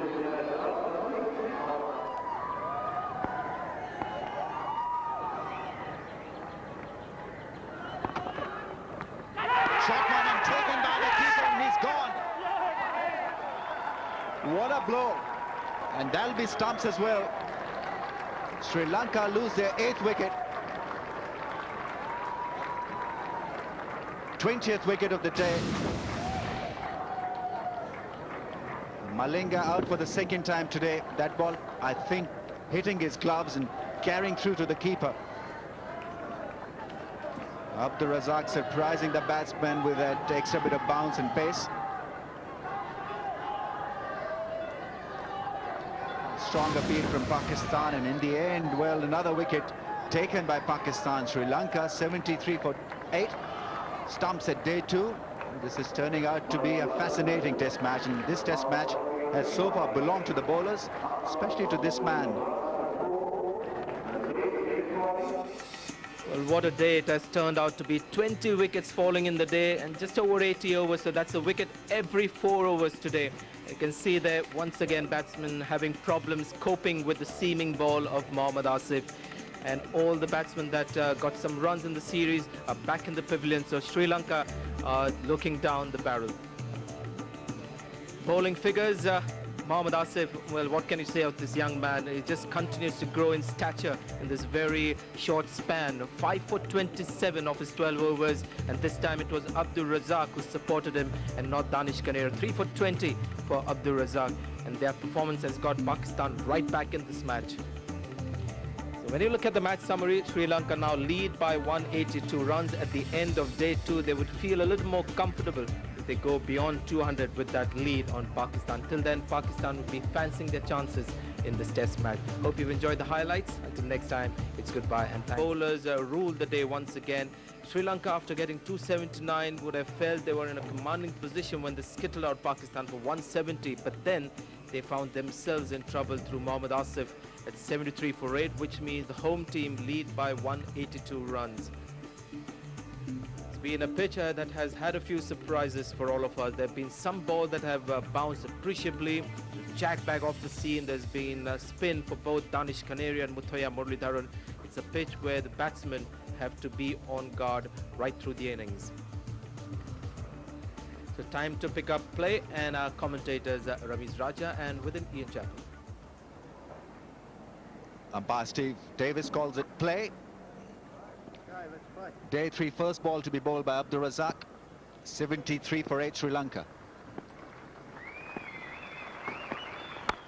And it's a big hit. Catch it is the call. Now this should be taken. It's a high ball in the air and taken. Dismissed first ball. This really was pretty needless from Muralitharan. The pair walks out because Sana Jayasuriya really will not be able to bat for Sri Lanka. And so the innings get closed very early. Abdur Razzaq picks up his 4th. Well, this is a huge boost for Pakistan. Not just the fact that they don't have to chase any more runs than when they started the day, but also they go back to the dressing room now with a terrific psychological boost, and buoyed because they've got a wicket with the first ball of the morning. Now all they've got to do is bat much better than they did in the first innings. But the bowlers really have done everything that could be expected of them. Well, it didn't take long for the Pakistani bowlers to wrap up that wicket, and Sana Jayasuriya was unable to bat. So that is a very, very poor batting performance. I'll do it again, sorry. I wasn't prepared for that at all. Yeah. Didn't take long for Pakistan to finish that Sri Lankan innings. Sana Jayasuriya was unable to bat. So it's 73 for 9 declare, you would have to say, under the circumstances. Sri Lanka now are 182 runs in front. Well, the bowling, 5 wickets to Mohammad Asif. Abdur Razzaq had a good innings there, good support bowler for Mohammad Asif, getting 4 for 20 of his 6.5 overs. So this is how the match is poised before the final innings of the series starts. Sri Lanka all out 73, and Pakistan, when they come out to bat, need 183 runs to win. Quite a bit from him.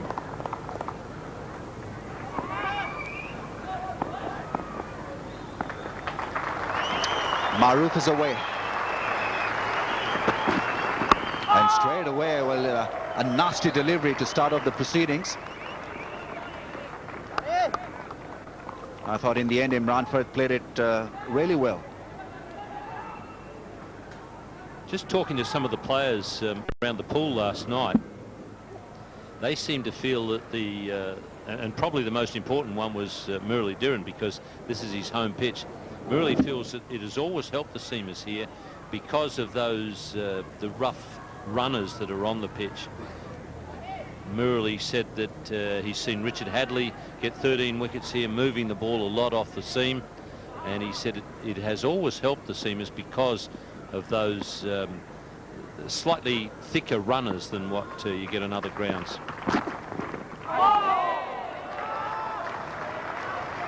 Certainly will be a tough job for the batsman.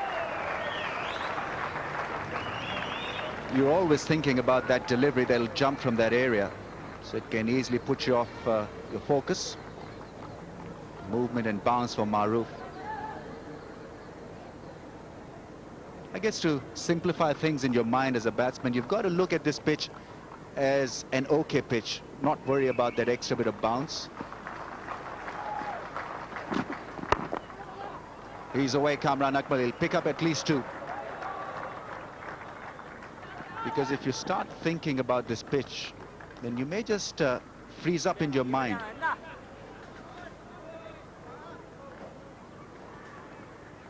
So look to play the ball on merit. This is the area that has caused a bit of grief to the batsman. The mid-range, the mid-rift of the pitch. Not a lot of grass in that area. Surface is exposed because the grass is taken off every day.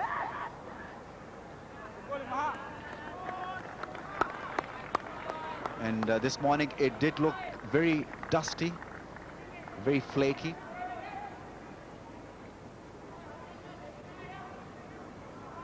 Well, I think what you've got to do as a batsman is anything that's around off stump and might be moving away, you've got to look to let that go, certainly not follow it. Anything that's on the pads, as Kamran Akmal did earlier in this over, pick it off and get runs. That's gone through the gap, and it'll be 4. Very good shot from Kamran Akmal. Is a good driver of the ball. Well, that's good tactics, because it'll test out whether the bowlers can hold their nerve or not.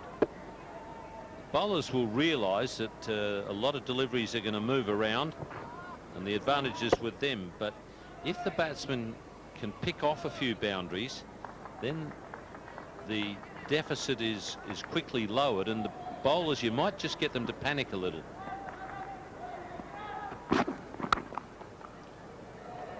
Partly stopped by the fielder in the slips. Kamran Akmal will pick up 2, so Pakistan off to a good start here. 9 without a wicket.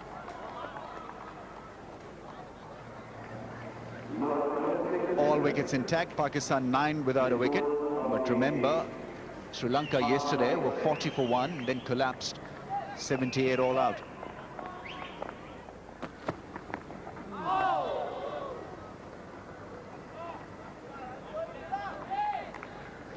I get this feeling that it's much easier to hit the ball when it is pitched within the stumps, and a lot difficult when it's pitched outside that off stump, because A, there's variation in bounce, and B, you get that extra bit of swing also after it's pitched on this track.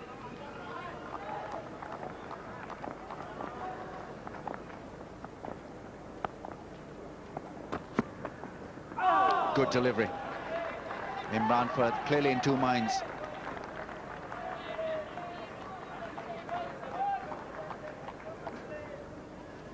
Well, the good thing that he did there, Imran Farhat, he didn't go after that ball. When he saw it starting to move, he just kept the bat going on the same line, didn't try and follow it. He was tempted at one point.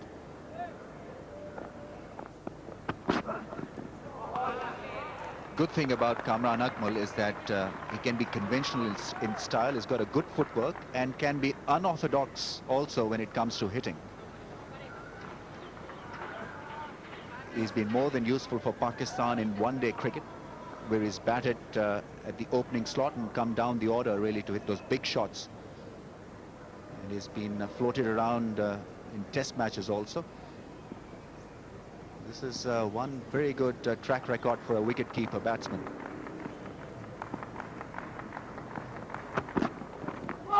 Very close to that off-stump, that delivery, but it had a little bit of extra bounce that saved Kamran Akmal in the end. This is the real danger area. He's done well to avoid playing that one. But you've also got to be wary of the one that comes back off the seam. That's why Mohammad Asif was so difficult, because he had the ability to do that, hit the stumps, but then there was also the danger of the one moving away that you might edge it. He was able to keep the batsman on tenterhooks all the time. That's in the gap and gone very quickly across to the boundary. Kamran Akmal making good use of the width that he got round his off-stump. The fact that he's thinking so positively, I'm going to try and pick off runs whenever I get a chance.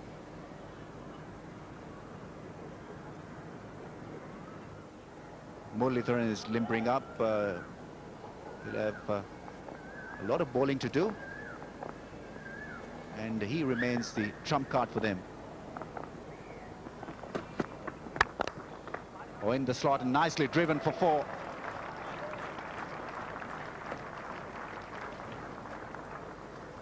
That's good batting.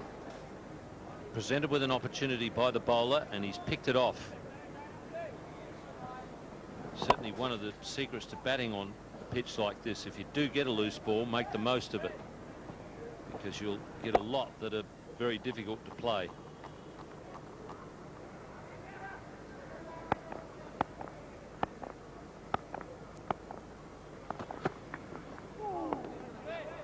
Good confident leave, 17 without a wicket, Pakistan.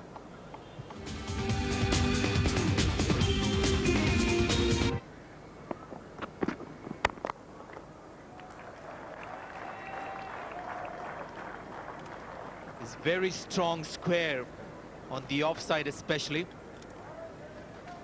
He's proving to be a dangerous batsman at this stage for Sri Lanka. Fawaz Maroof having to bowl to a field of 7 and 2, 7 on the offside, and in what he's done so far this morning, he's bowled a few loose deliveries, short ones, over pitch deliveries, and Kamran Akmal has made the most of it. 16 coming off the just 12 deliveries. Very fortunate. That could have gone anywhere.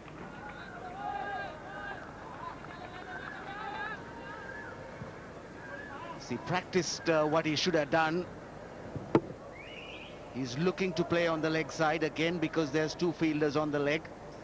He's moved across the stumps on a few occasions and tried to push the ball onto leg side. That time, bit of movement, got the leading edge. Fortunately, didn't travel to the fielder.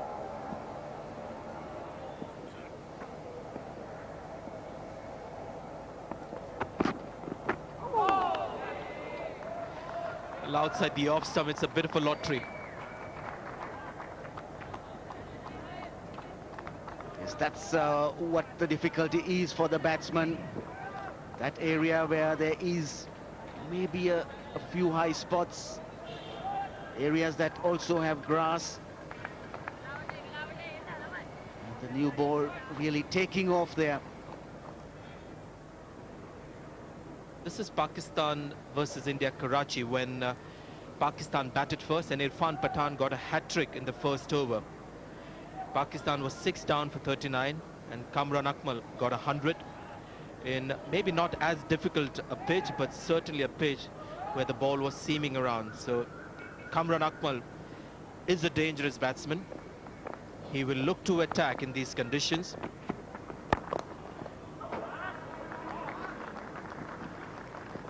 He looked to attack in these conditions, and as I said earlier, he has the ability to go with it. That 100 came off just 148 balls. There are a few other batsmen in the Pakistan team who would maybe want to attack, but may just not have the ability to pull it off. That's where Kamran Akmal is dangerous. He's made a useful 33 in the first innings.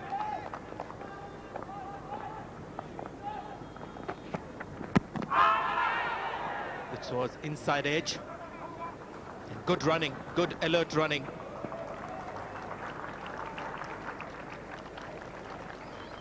Yes, there was a second of hesitation in the play when the ball went up in the air. Off bat, then on to pad. Kulasekara angling the ball into the left-hander. Big inside edge. Stayed in the air for quite a while. And whilst all that happened, the batsmen, they were very quick to spot the single, and it was well taken. Coming right from the edge of the crease. Trying to angle it back, trying to get it through the gate of the left-hander. He's bowled over the wicket in the previous couple of overs, shifted to round the wicket. He's now coming back over the wicket to the right-hander. Just not carrying to the bowler.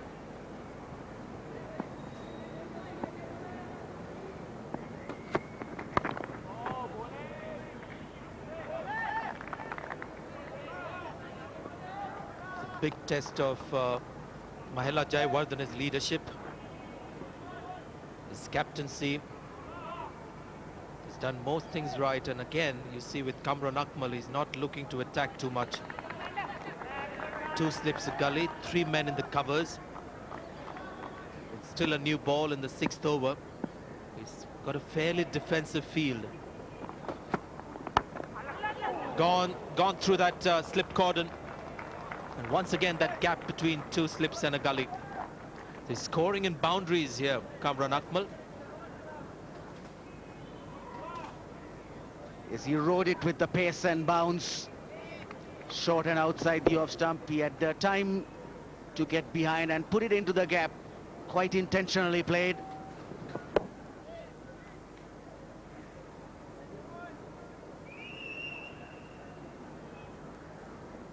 What a day for the spectators. Test match has been intriguing. Few more runs down to third man. They'll have to start thinking about this area.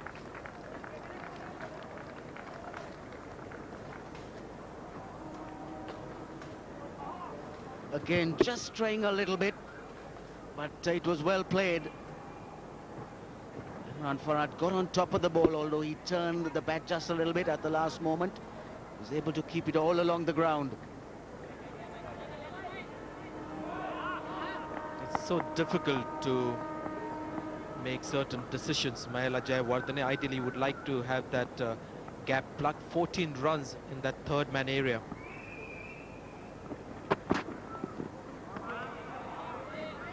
.32 runs on the board.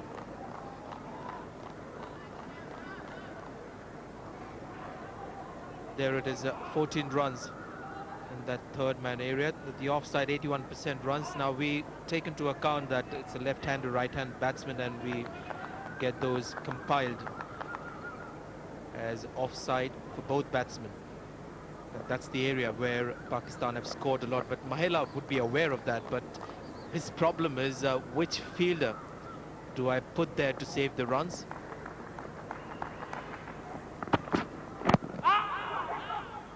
Now what he did was he took that fielder from square leg and he put him down at third man, which gives Pakistan 2 runs on the leg side. So that's where it's tricky for Mahela. Yes, still the half volley length deliveries, the very short deliveries are very scoreable. And the moment the batsman gets a boundary, that's a huge move forward, because the target isn't a big one.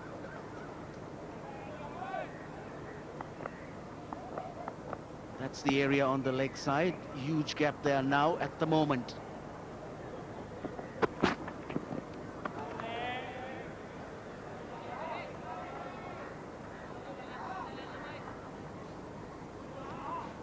Batsmen need to concentrate. They've got to wait for those deliveries where they can score off. And that's just the two fielders. Deep fine leg, mid-on, and the area in between is a huge gap, which means the bowlers have to work on off-stump, just outside off-stump. Batsmen also have to be aware that whatever comes in line with the stumps, they can score runs off.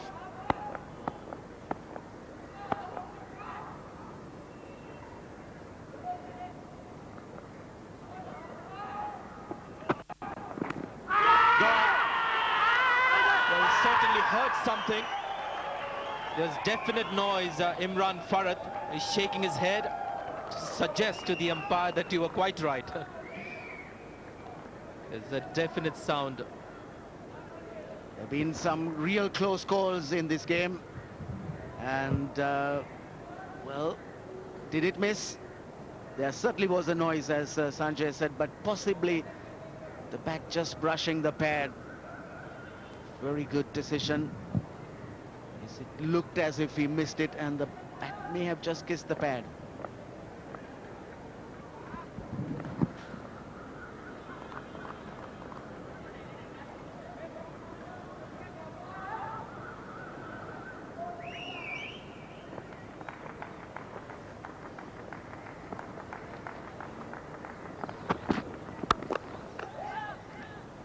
It's 34 for no wicket, Pakistan.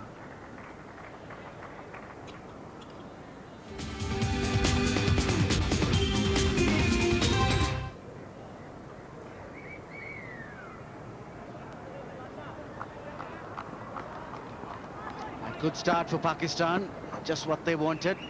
They've got some runs on the board. 34 after 7 overs, so very good start for Pakistan.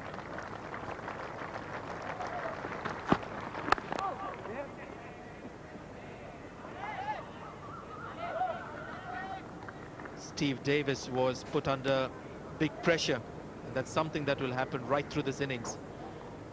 The umpires also who will be under pressure, because any noise or any chance of an appeal, and it will be made today. And it seemed like it wasn't the outside edge that made that sound.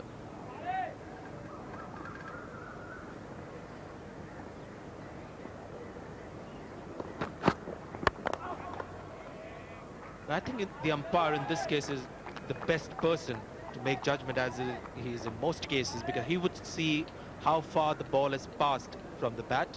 He wouldn't worry too much if there is a sound, if he's seen clearly the ball passing the outside edge by a fair distance. And then if you don't get influenced by the appeal and other things, then you tend to make the right decision. The two umpires will be under pressure today.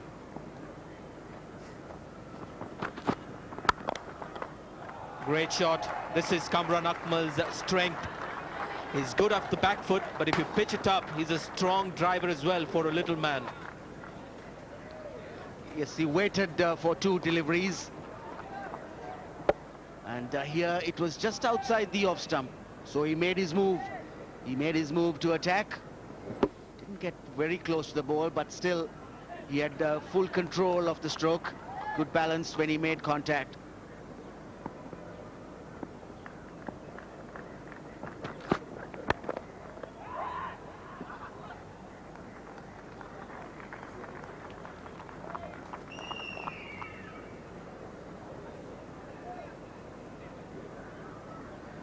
He has decided to stay on the back foot as much as possible, but you can see the moment the ball is pitched up, he's beautifully balanced. That front foot is a fair distance down the pitch for a very small man. So there's never a moment where he's sort of heading back and not able to capitalize on the balls that are pitched up. Brilliant catch. It needed that kind of a brilliance to get somebody like Kamran Akmal. What a breakthrough and what a catch. That's the tonic the Sri Lankans needed. Something out of the ordinary had to happen. A thick edge, there's no first slip, and Sangakkara has just taken off and brought off a brilliant catch. Lasith Malinga is delighted, and the Sri Lankans have got the first wicket. Kamran Akmal walks back. He's just struck a boundary a couple of deliveries ago. He's made 24. Pakistan 38 for 1.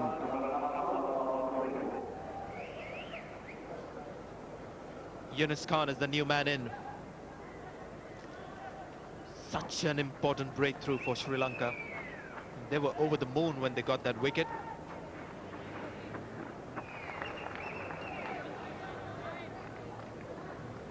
Pakistan needing 144 runs to win.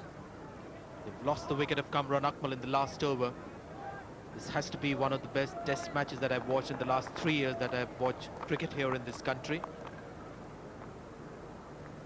Purely because of moments of brilliance that we've seen with the ball, with the bat, and the catching there also. Starts off with a straight drive, Yunus Khan. His first boundary, and it's an extremely good shot. Overpitched and stroked away nicely. Hit with a lot of power. No chance for anyone to get to that one. So that's the 8th boundary of the innings. Nice free flow of the bat. And Maruf knows that he's pitched it too far close to the batsman. It's very easy playing the half volleys. The ball comes very nicely onto the bat of that half volley length. Once again, this time on the offside. What a start for Yunus Khan. Just a matter of a few inches apart where the ball was pitched.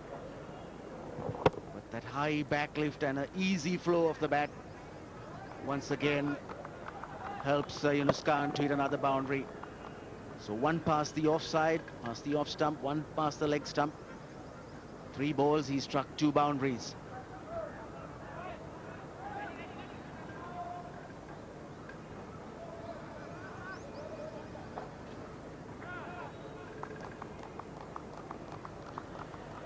Mid-off slightly straighter now. In fact, both fielders are looking to get closer to the bowler.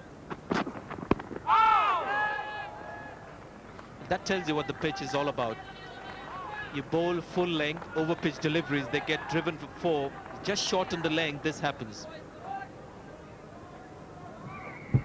Yes, again that area where the ball has done so much during this test match.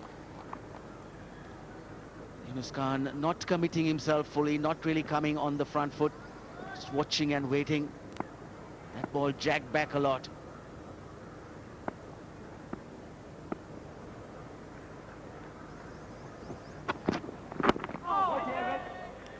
I don't think he's going to attempt a full-length delivery for a long time, Maruf. The last 2 balls have been much shorter in length than the previous 2. The crowd also starting to get into this match now. Big applause for Malinga and Sangakkara after the last over. They are right into this game. Normally quite laid back, the crowd here in Sri Lanka. You can only see them maybe dancing to the drum beats.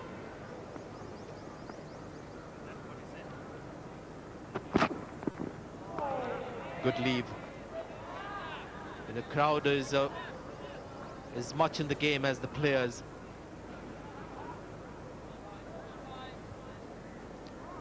Mahala Jayawardene must have it at the top of his mind of bringing in Muttiah Muralitharan. He's the bowler who can do a lot of damage. He's got wickets in the first innings, 6 in the first innings. He's the bowler who can turn it around and give Sri Lanka some chance, some hope of a victory.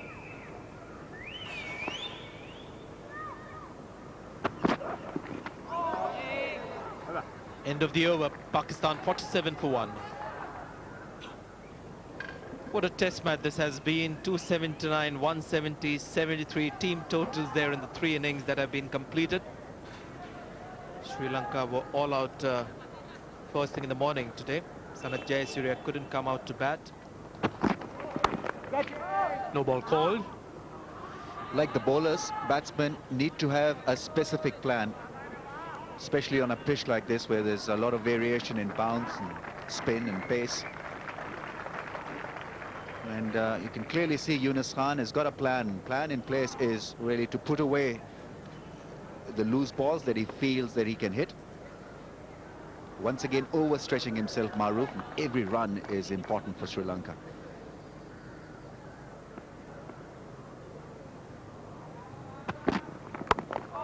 That's a good delivery, but gets some inside edge for a single. Running between the wickets has been good today for Pakistan. They were very ordinary in the last innings. But there's a positive intent to pick up those ones and twos. And as a result, they've flown between the wickets.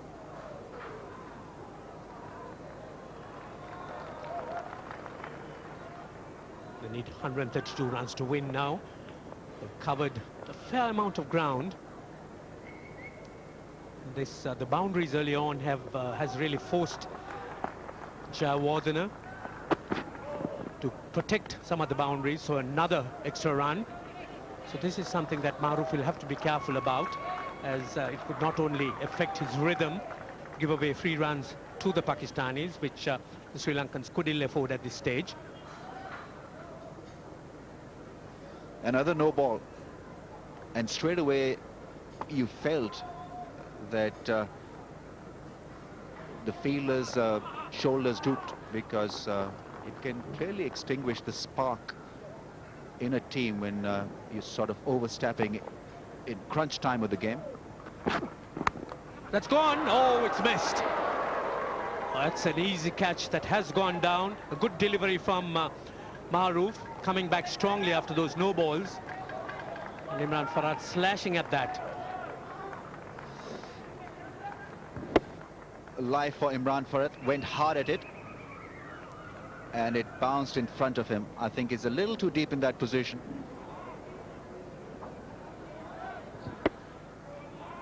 But may I just add that you can never know whether you're in the right position or not because of the state of the pitch. At times the balls have flown through at some pace, at times they've kept low, and well, everyone just a little startled at that attempt. There you see that one taking off from the same area. So as a slip fielder, you at times feel that you're in, you need to push yourself back, and when you're back, the ball falls short of you. Yes, they need to try and get their bearings from the wicket-keeper. He would be the one who really would be able to say as to what amount of carry that would come off the ball or the outside edge. One might be a bit too harsh on Samaraweera to call that a catch, just dropping short.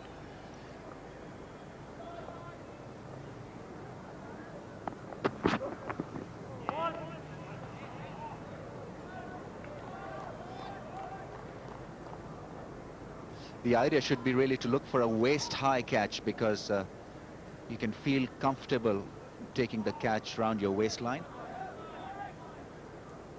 So then you've got to get yourself, if you're looking for that waistline catch, to get yourself in a position where you can get one.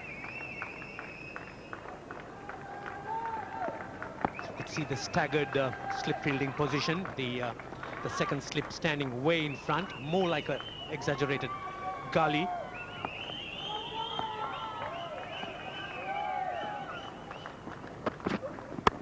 Going there, but again wide of the fielder.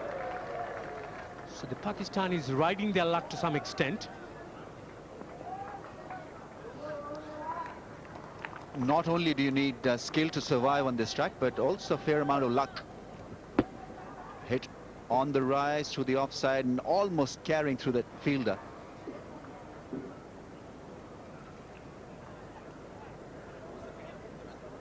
Upul Taranga with a desperate effort to collect that one. Good effort in the end, certainly saved a few runs there. There is a degree of desperation on the Sri Lankans, as some of those balls in there haven't really gone to the catchers themselves.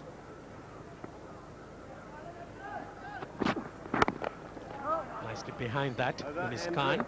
Pakistan 53 for 1.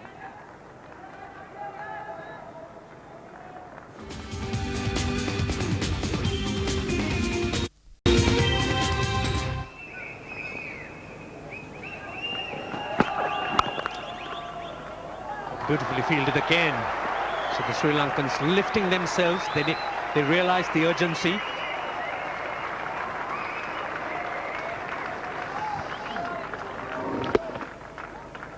Such a moment of brilliance can really lift the team up in the field. So look at Dilshan once again stunning in that area of point. And kept his cool, didn't throw the ball.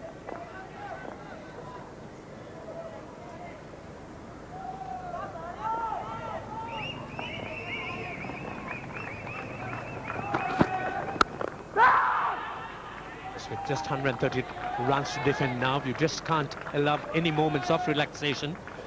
You need to keep the pressure being maintained.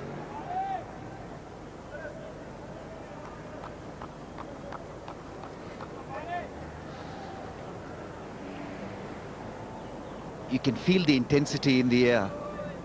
Loud shout of no from Imran Farhat. And look at that effort from Malinga. Going to stop the ball in his follow-through. Every run is important, as we've been mentioning. And, so Sri Lankans making sure that they don't give away easy runs to the Pakistani batsman. Once again, a little weak outside his off stump. It is the type of pitch you really could put the bad balls away for runs, but at the same time, when it's just short of length, there's always a chance that the bowler might force you into a nick. And the Sri Lankans, as you would see from the field they placed, would be looking for the nick or looking to try and get the batsman LBW or bowled. Oh, great drive. Beautifully done. Finishes the over on a high note for Pakistan, Imran Farhat, 57 for 1.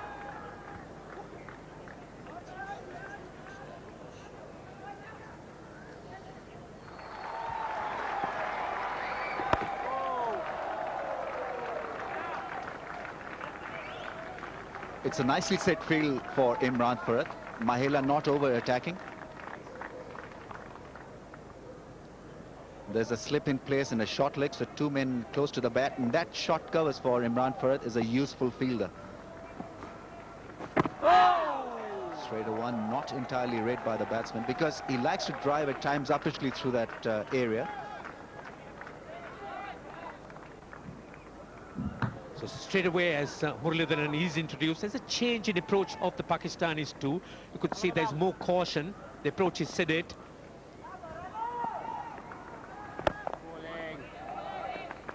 Just being watchful, taking their time just to see what Muralitharan does.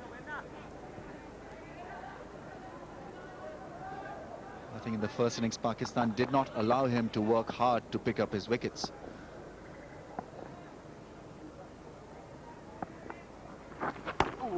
Straight to one, and obviously Imran Farhat was shaping to play it away through the leg side, but was clearly late. Got to make him work to earn his wickets. Put a little bit of pressure on him. Yes, if there is any criticism on Muralitharan, it's the fact that at times he lacks patience. The very fact he's been able to get wickets so easily. Great strike rate.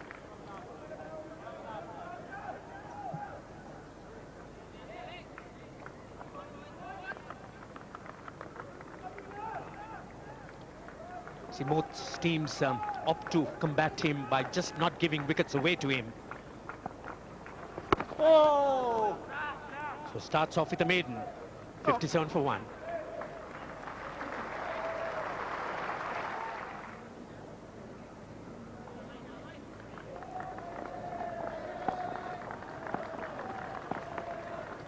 So the test match has been blessed with good weather. We've had blazing sunshine. And very fortunate that the rain has stayed away, despite there being showers before the test match.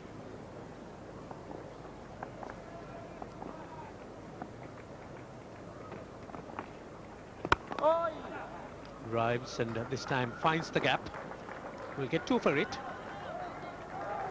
This is good cricket from the left-hander.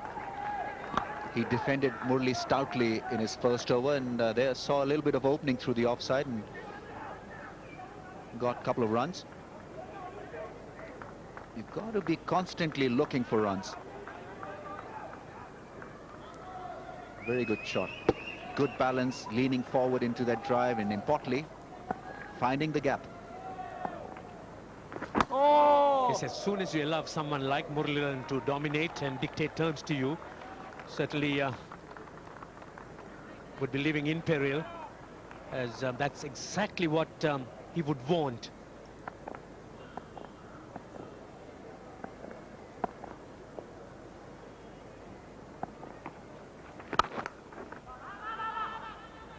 Flighted delivery, encouraging him to drive through the offside. I think he probably read this straighter one, the Dusra from Murli. So he's in position early. Yeah, it was the straighter one.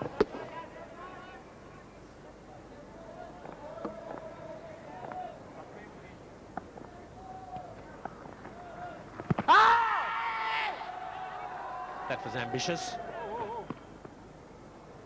This picks up the leg by.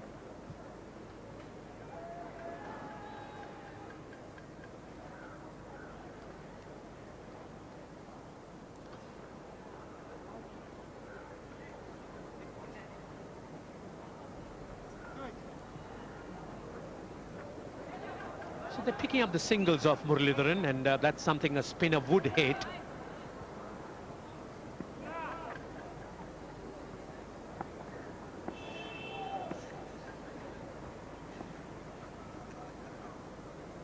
So Muralitharan now to the right-handed Yunus Khan. He's not bowled to the right-hander so far in this innings. Oh, he's done it well before and also lost his wicket as a result, but this time gets it away through that slip quadrant. The ball spinning into him. 4 runs, end of the over, 66 for 1.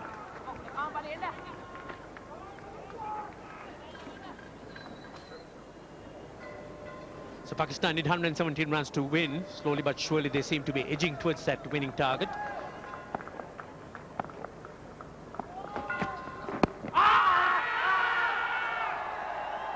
Umpire Steve Davis unmoved.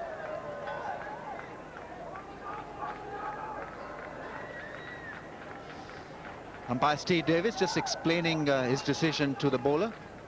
Where did it pitch? Outside the leg stump. Case closed.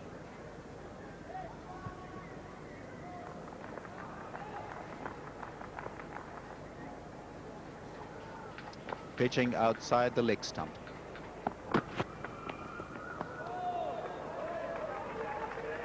So the Sri Lankan bowlers will need to try and get the ball a majority of times in the right areas.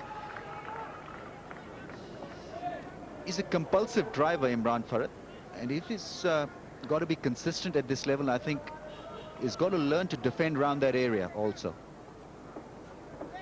He sees the ball pitched up to him, and his reflex action is really to go through with a drive.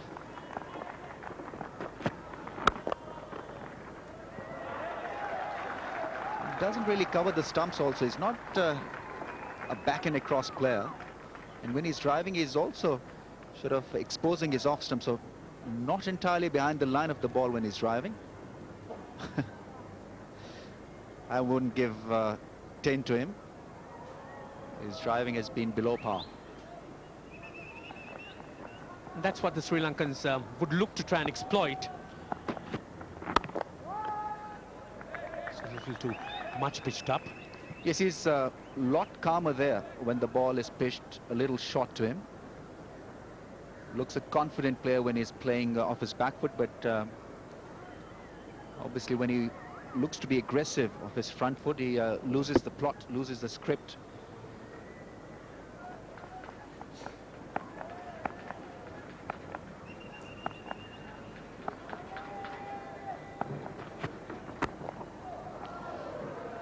So this can be frustrating for the Sri Lankans. Another outside edge for a single.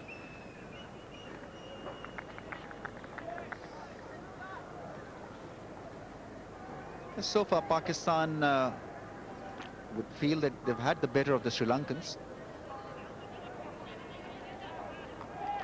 Even though there have been narrow misses, but clearly advantage now rests with Pakistan, 67 for 1.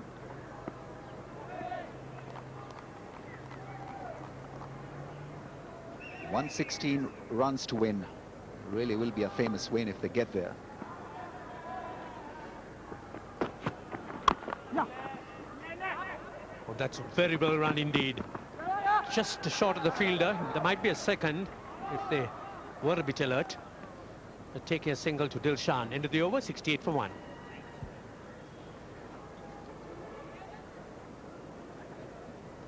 Sri Lanka looking for their first series victory over Pakistan at home. They've got to get 9 wickets and get them fairly quickly. It's well played. He's got it very fine, Yunus Khan. The outfield has certainly quickened up over the 3 days. It's been moored every single day. It's been rolled every single day. So it is traveling now, just a little deflection. And of course, the third umpire called in to check whether the stop was made clean. Slide, just pushing it inside the rope. Did he touch? Did he touch the elbow touch the rope will be the question. Couldn't see from there.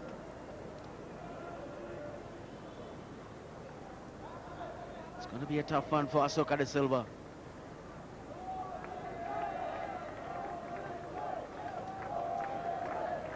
Well, this really is ridiculous. It's beyond me why they don't simplify the law. If the ball hits the rope, it's a 4.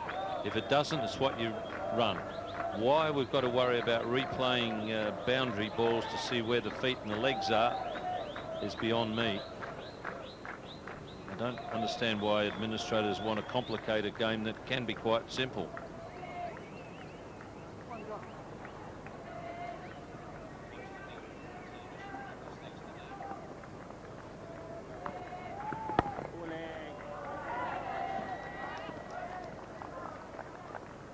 Muralitharan in his 4th over hasn't got any to spin and bounce so far in this innings.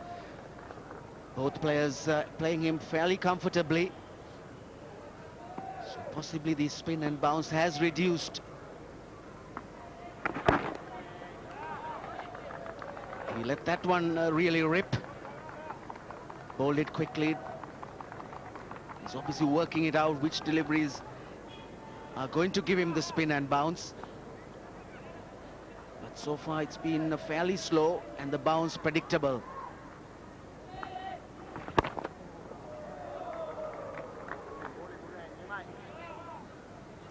Once again he's concentrating on that middle and off line with 6 fielders on the leg side, 3 on the off.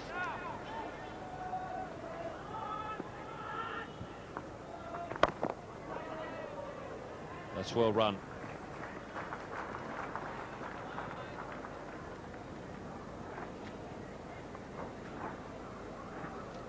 Sri Lankans need to get a breakthrough now. They've got 1 wicket. They need to make inroads. They need to get wickets regularly to stay in this game. But right now, some good batting from Pakistan.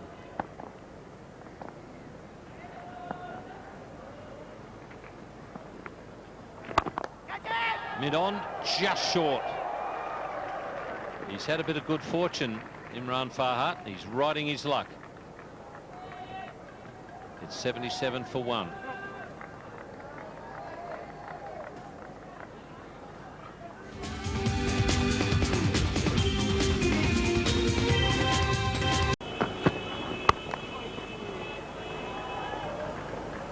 This is where you need to keep telling yourself as a fielding side that if we keep bowling well, things will start to break our way. What you've got to avoid, and this is the job of Mahela Jayawardeneh, you've got to avoid the team starting to get start saying, oh, the luck's not going our way, and the bowlers start trying to do a little bit extra. That's when some loose balls are delivered, some easy runs are conceded, and then eventually the game just gets away from you very quickly.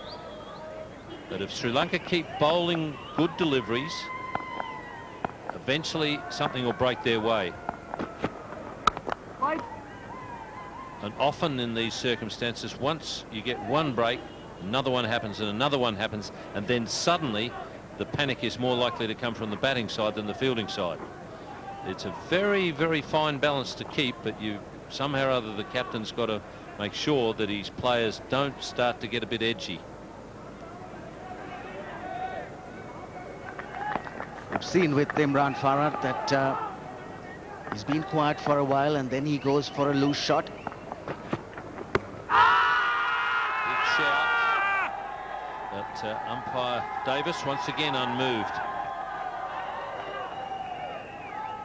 The shouldered arms just brushed the pad. The appeal was for the LBW.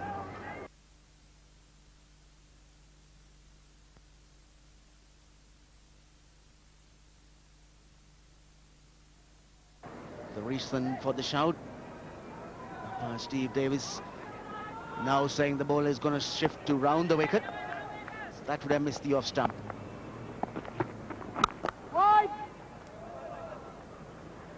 Well, it was a change of ends really yesterday that changed the match dramatically. Sri Lanka seemed to be coasting along, not a lot happening, and suddenly Inzamam changed ends with Mohammad Asif. The first ball he delivered from this commentary box end, which was the first ball he bowled at this end in the whole match, got a wicket, and boy, didn't things change from there.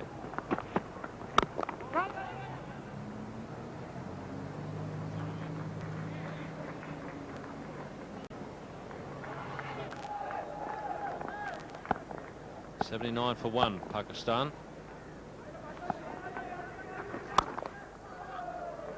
That was a bad ball. It's been put away. Short and outside the off stump. And Imran Farhat says, thank you very much. Coming round the wicket, very short. And it came slowly onto the bat, slow enough for him to lunge onto the back foot, keep it along the ground. He did everything right.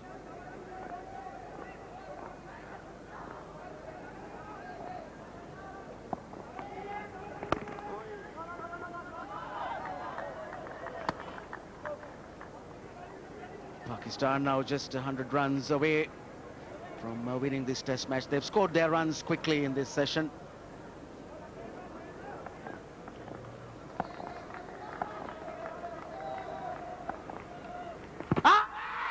It's worth asking the question. It's a matter of whether he got outside the line or not. Yes, he was not offering a shot really. Muralitharan bowling from round the wicket. Well, that could be said as mighty close.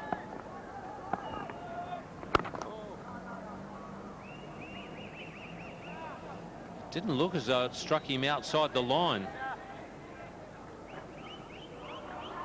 Really had the ball coming back into the left-hander.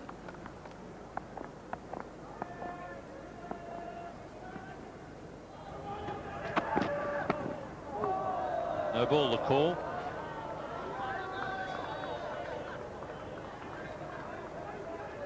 Yunus Khan may have just heard the call. The opportunity of a free hit. A little chat, the partner also telling him maybe there's only a short while to go for lunch. Roof's had this problem in this test match. Very close, that one, but the umpire deciding he's gone over.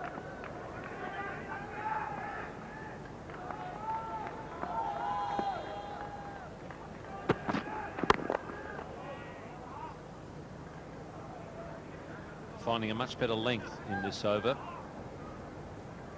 Maharoof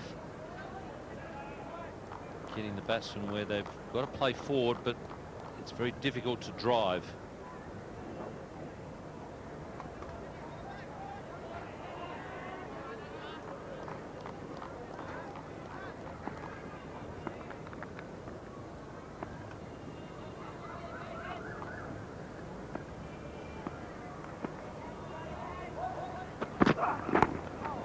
Oh, he's got it fine away from the fieldsman.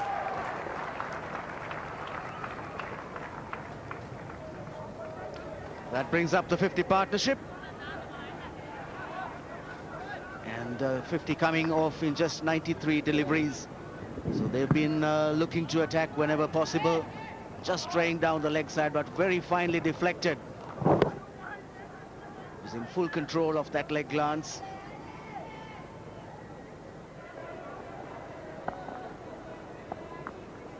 Well, that's got to be worth asking the question. If you're just going to kick the ball, you're always in danger. The explanation has been given. He probably said it pitched outside leg stump. Did it? Well, that certainly pitched on leg stump and would have gone straight on.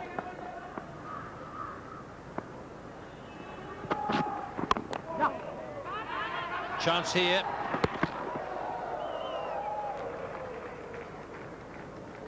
Not really called for, just a few deliveries to go. And most likely it will be the lunch break. It's not working for the Sri Lankans. Nothing's really going right. And that was well, he had the time. Probably may have just got in, but certainly a risky run. I think that was a classic case of the throw needed to be an underarm rather than pick the ball up and throw it overarm. It just took too long from Turanga. Whereas the underarm, if he picks it up and shoots an underarm from there, see, it took him quite a while to actually lift the arm up and throw an overarm throw.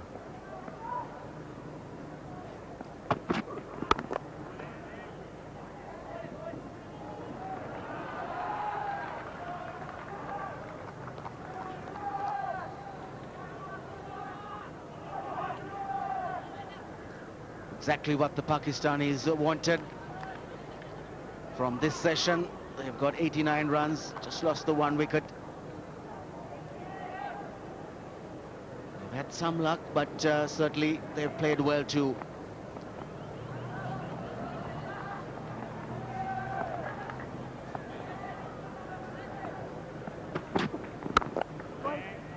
Well, Pakistan surviving. Yunus Khan had a chat to his partner before the last ball and obviously told him to see it out. Just holds up the one finger now to let his partner know. Just one more till lunchtime. It would be a very good session if they can see it out.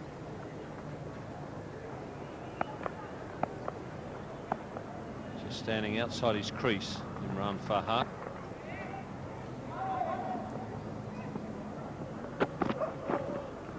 Well, there'll be an extra delivery.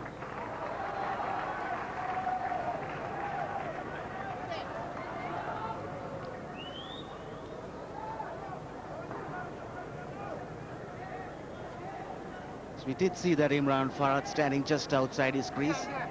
That's his method of trying to negotiate that sudden movement just outside the crease, but he's got spread out feet in his stance position, so he's intent on getting onto the front foot as much as possible. And Imran Farhat survives. Pakistan 90 for 1 at lunch. So Pakistan have had a terrific session. They got the wicket quickly and then they've got runs reasonably quickly to reduce that deficit to 93. Imran Farhat very fortunate to still be there. Well, you've got to say that session belonged to Pakistan. It was such a vital session for both teams. Kamran Akmal played an important inning there, sparkling knock that shifted the pressure from his team onto the opposition.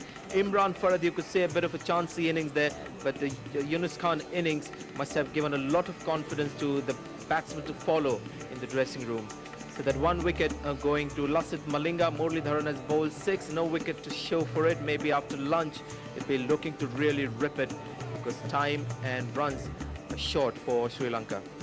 The target now under 100 for Pakistan. They've got 9 wickets in hand. Well, it's time for a short break. When we come back, we'll have the post-lunch session of what seems to be the final day of the test match.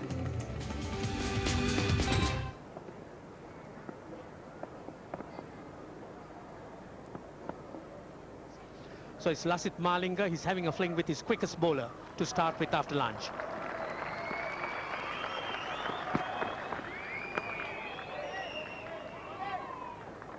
What a start.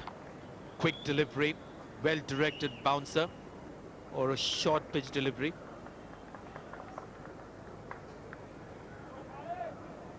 Has this pitch got any more surprises for us?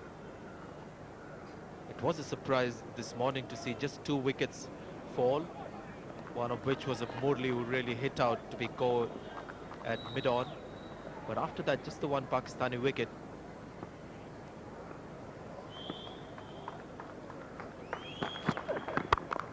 Oh, it's beautifully struck. That was short. He gave himself the room and went through the offside, blasting it away.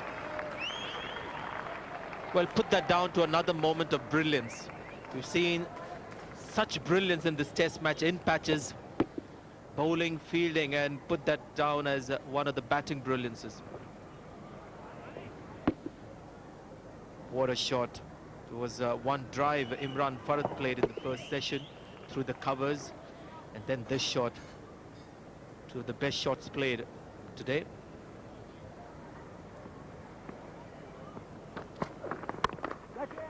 He does have a wonderful temperament, Yunus Khan, never inhibited by wickets falling around him. The manner in which the pitch had played previously, just treats every delivery on its merits, and at times also looks to be very innovative.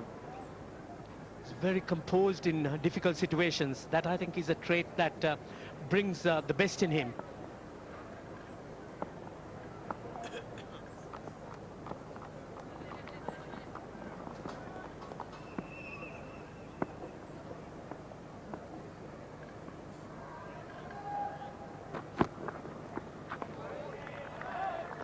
Jayawardene can't allow the spirits of his team to flag. He'll need to try and prop it up all the while, as this is the type of pitch. As soon as you get a wicket, you're always in with a chance of picking 2 or 3 more, as we saw in the first innings.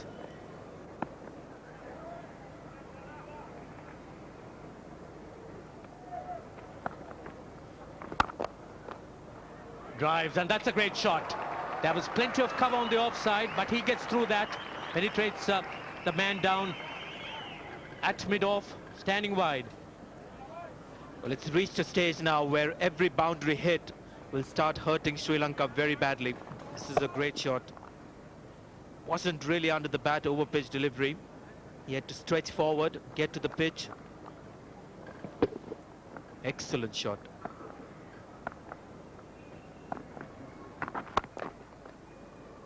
Didn't get hold of it properly, but still probably will get 2 for it. So brings the 100 up. And the dose of medicine that the Pakistanis are giving the Sri Lankans is that they're just not letting the Sri Lankans settle down. And that's really a landmark, a milestone which psychologically would be advantageous.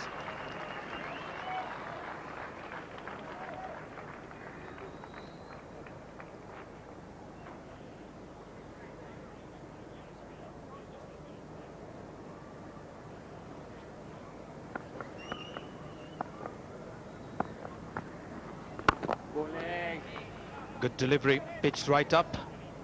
Yunus Khan is a character. He's a total team man.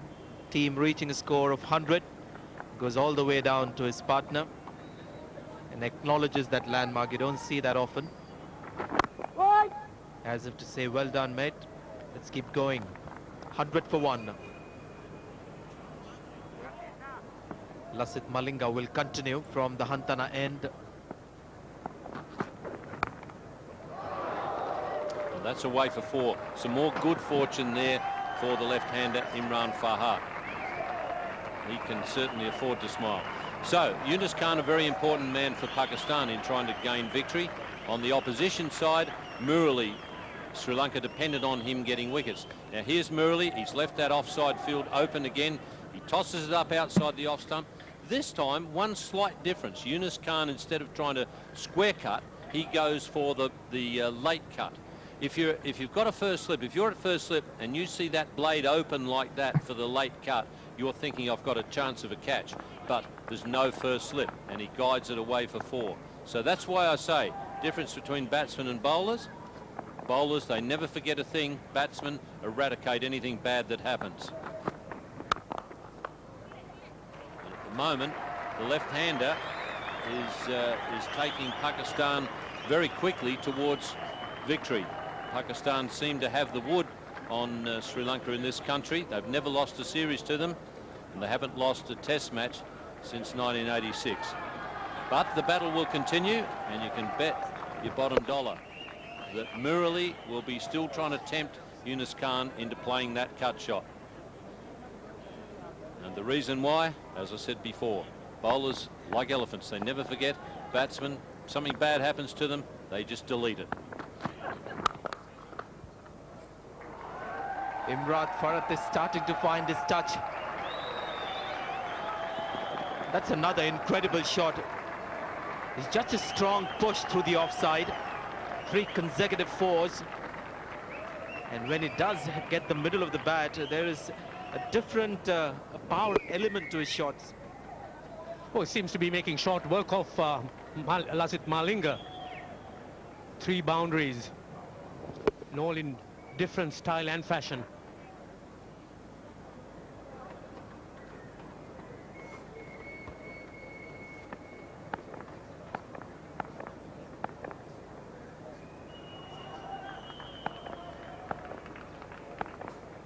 So Imran Farhat, he's become the highest scorer amongst the Pakistanis in this match. Neatly played, looking for the single. Hands thrown up in the air. Despair for the Sri Lankans. End of the over, 114 for 1.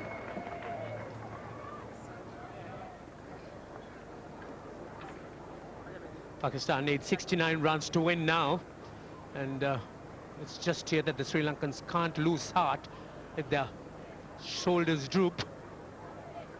It's a very pensive spectator. Nothing's happening from a Sri Lankan point of view.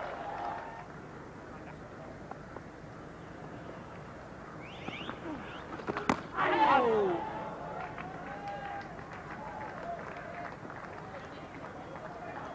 Was there an edge? The arms thrown out in the air. The leg spinner. Could have been just a feather touch on that one. Go leg.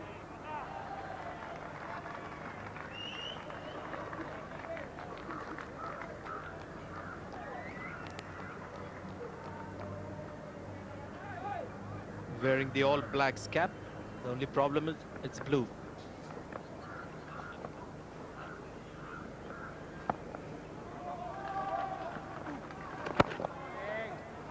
See, Kandy takes the rugby very seriously, and it's really now one of the nurseries for Sri Lankan rugby.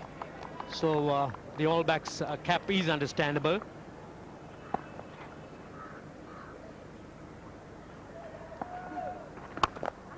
That's in there. He goes over that shot mid-wicket. Now taking the leg spinner on. 4 more runs. Are we starting to see those nails in the coffin?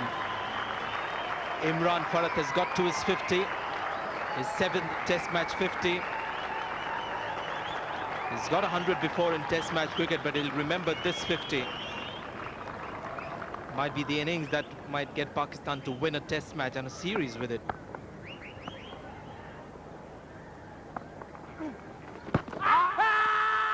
Going down the leg side, you could see Malinga Bandara on his knees, virtually pleading with the umpire.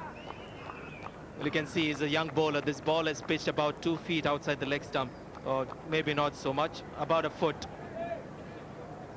And there it is, going on to miss leg stump as well by 6 inches. It's an indication of the desperation the Sri Lankans are placed in here. Punches it, but straight to the man at mid-off. 118 for 1.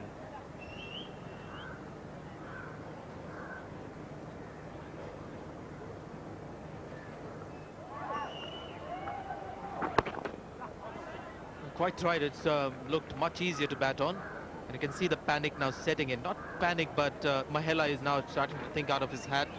give one over to Murli from the other end. He's got back his off-spinner from the end that he picked up more wickets. So he's trying most things. Malinga Bandara was used for the first time in this test match.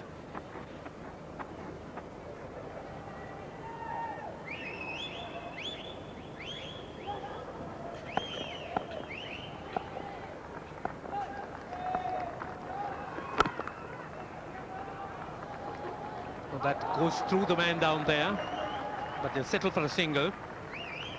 Simran Farhat, the good thing about his batting is he's really never got into a defensive mold or been going all the time attacking. He's played the bowling on its merits, and that really has paid off. Tell me, Ranjit, Muttiah Muralitharan just looking lackluster today. Yes, at times I get the feeling that he's bowled so much that at times that's beautifully played down the ground, flighted delivery, inviting him into the drive, and he certainly is prepared to accept the invitation. And once again, handshake with his partner after playing that shot. He is different, Yunus Khan. This is a terrific shot. Getting to the pitch of the ball, so he made that into an over-pitch delivery. Used the time in the air to get closer to the pitch of the ball. Yes, Sanjay, I think the handshake appeared to have gone out of date in international cricket. It was really the norm earlier on. See, more recently you saw the embraces, the punches of the gloves and so on. And Yunus Khan bringing it back.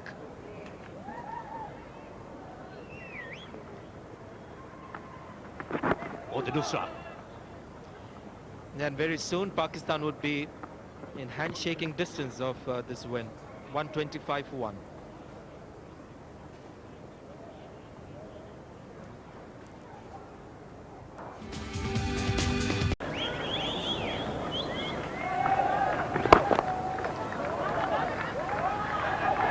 Quickly in, Yunus Khan.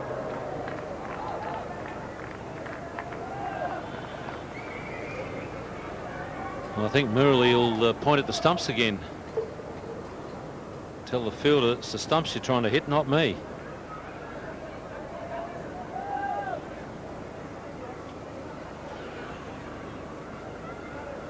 Now, Ian, what can Mahela do in a situation like this? 139 for 1. Just need 44 more to win. They obviously need a wicket, but do you feel that maybe they need to just shift Murli from the other end, or maybe give him a rest? Try Maruf. Bowling. It's got to come in now and then later. Well, at the moment, he needs a hat-trick, Mahela. That's about the only thing that's going to save Sri Lanka. He has tried, he's tried everything, really. Oh, good blow down the track. He's played a couple of smashing drives. Now, this really was a confident shot. I reckon he was off before the bowler delivered it. Maybe not. He seemed to leave home early, but on looking at it, perhaps he didn't. But he got down there quickly, got to it on the half volley, and hit it very, very hard. Very good follow through.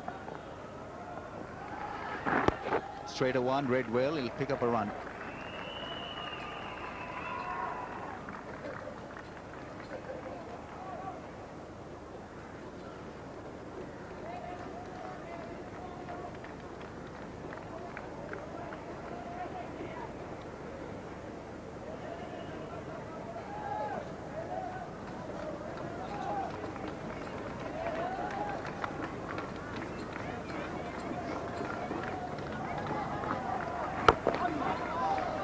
He plays that shot regularly and with a lot of authority. Really does he get it wrong? Once again, that big broad smile on his face, Yunus Khan. He's obviously enjoying this contest.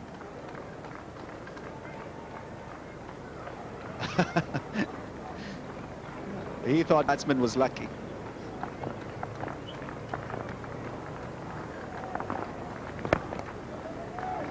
More runs.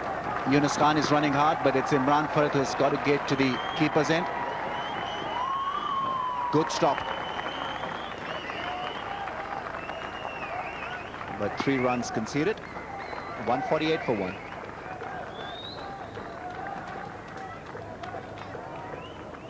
Sana Jayasuriya. Must be gutted. His farewell test match, and that injury causing him a lot of grief. That's put away through the offside. He's not running hard in run for it. He's sure that that ball will cross the boundary rope, which it does.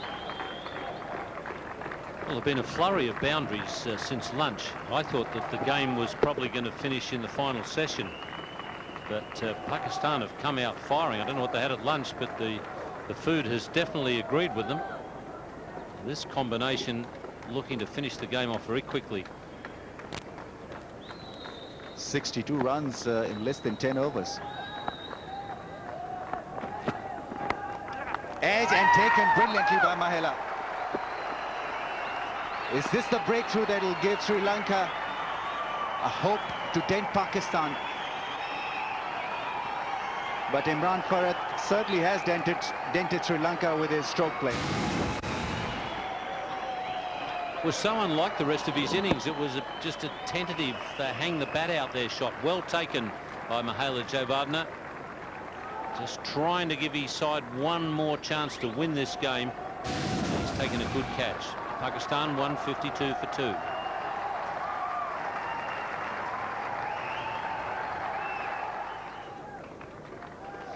So Pakistan have lost Imran Farhat. New man is Mohammad Asif. Plenty of experience. Imran Farhat batted well for his 65. And set the right kind of pace really to tackle the target.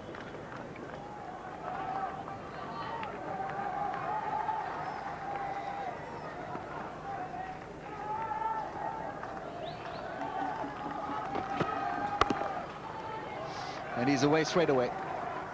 Mohammad Asif.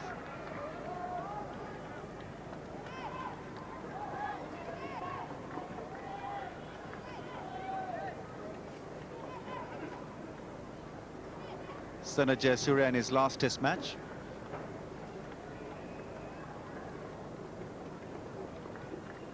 And we're all focusing on Sana Jayasuriya, and he gets a loud cheers from the spectators here. Beginning of the test match, there was a ceremony held to facilitate Sana Jayasuriya.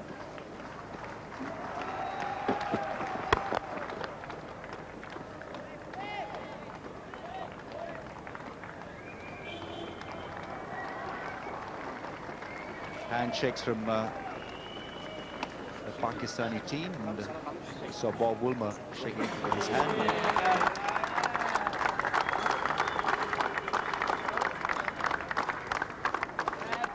Got the cake, the big cake.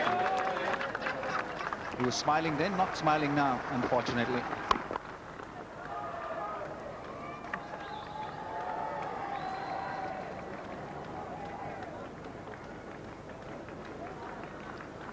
Yes, it's a disappointment when you get an injury like he's had in his final test match. You just want to finish off on a good note. Even if he'd had the opportunity to bat this morning and get 20 and add to the target for Pakistan, that would have given him some satisfaction. A very disappointing end for Sana Jayasuriya. 153 for 2. Pakistan fighting it out. 155 for 2. Really has been a remarkable recovery from them after being bundled out for 170, giving Sri Lanka a sizable lead, and coming back to destroy them for just 73 in the second innings.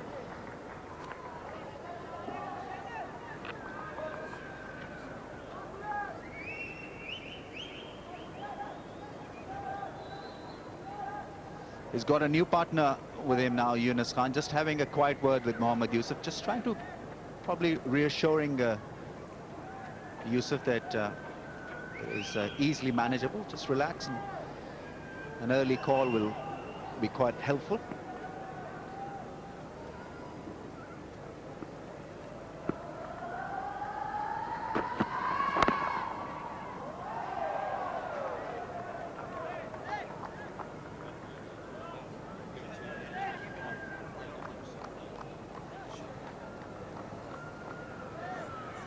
So just 27 runs needed. It's all happened very quickly since lunchtime. Sri Lanka would have been hoping for an early wicket after lunch and a bit of a charge, but it hasn't happened.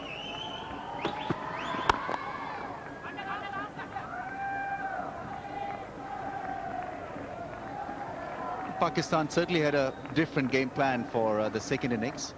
They've gone in there with an aggressive frame of mind.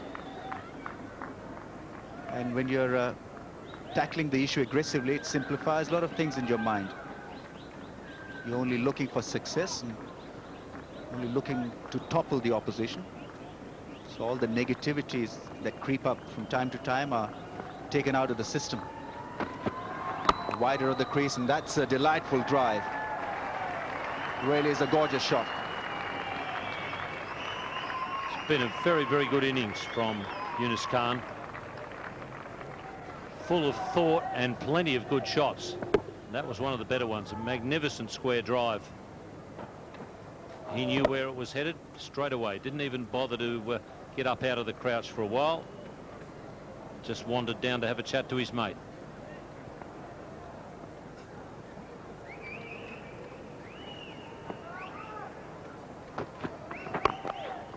Well, he had plenty of success this season against England and India, but this innings would please him the most because it was played when the situation was very, very tight for Pakistan and on a pitch that was helping the bowlers. Just 22 more required.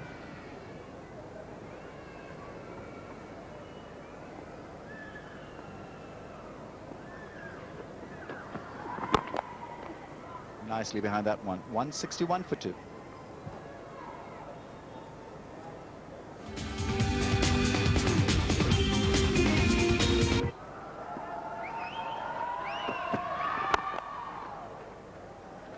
Not entirely of the middle of the bat, but Mohammad Yusuf will look for 3. And he'll get 4, in fact.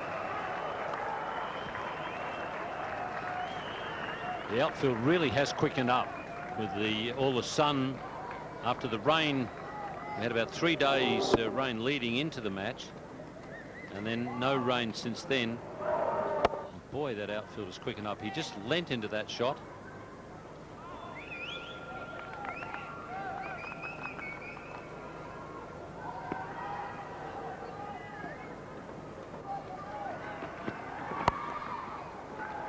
He's running hard, but he'll not risk the second.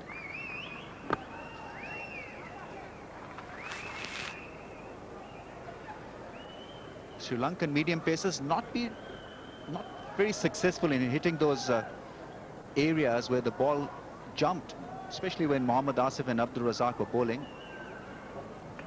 They got the ball to jump up awkwardly from the good length area.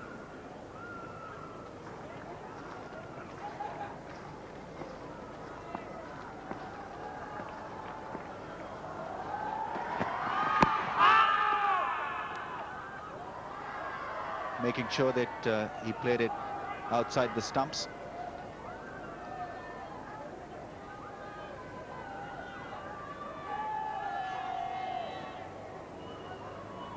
Been very solid in defence, Yunus Khan. But every time a loose ball has come along, he's punished Sri Lanka.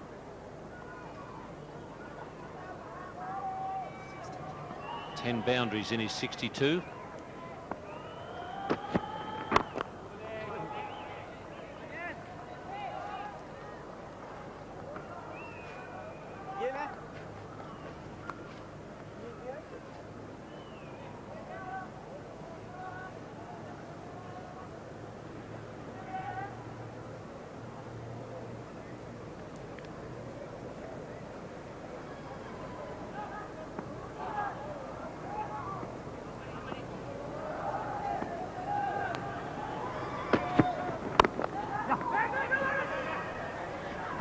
He's in time.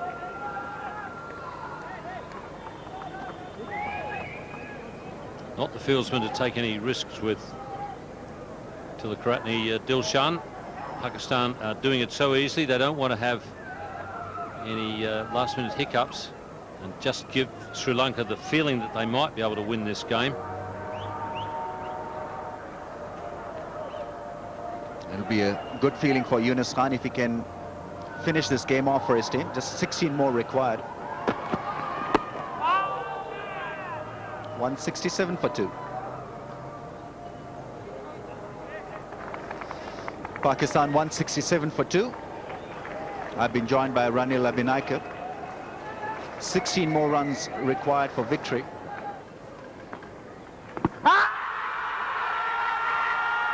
Not out. Appeal is a good one from Sangakkara and the rest of the crew around Mohammad Yusuf. But umpire Daryl Harper standing his ground firmly. Well, it's pitched right up to him, which is the reason why he missed the ball. May have just gone to miss the leg stump. That's an easy ball on the leg stump. Yes, the runs keep flowing off Yunus Khan's bat. 66 to him.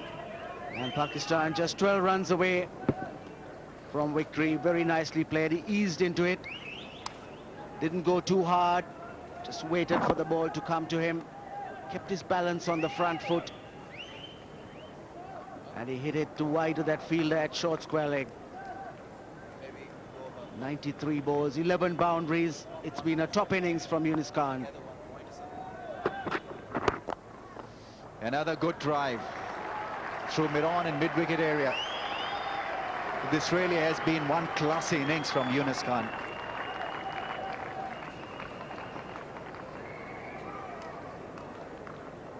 Yet again, straying down leg side, and this time Yunus Khan waiting for it and playing it in front, playing it through that gap between mid-on and the forward short square leg. Maroof hangs his head. He knows that's nowhere near where he should be bowling. It's not been a good spell for him in the second innings. The third time he's got to bowl, but he's strayed quite a bit. Couple of strokes away from win. 8 required. That's nicely guided away for 1.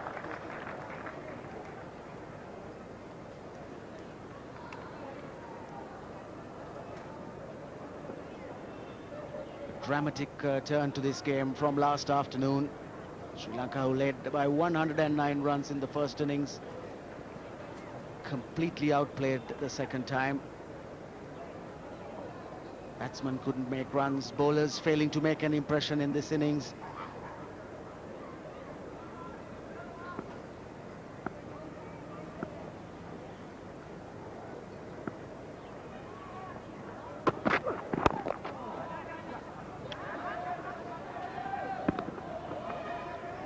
A run at the last ball of that over. 177 for 2.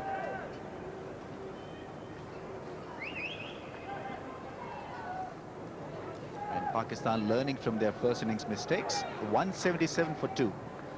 Yunus Khan's been the cornerstone of this performance. Lasith Malinga, right arm fast medium. 5 overs, 1 for 29.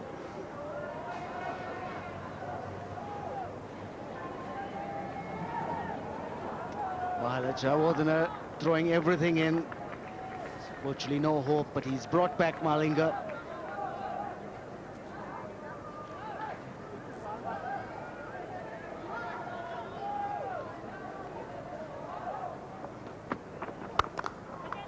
And dropped.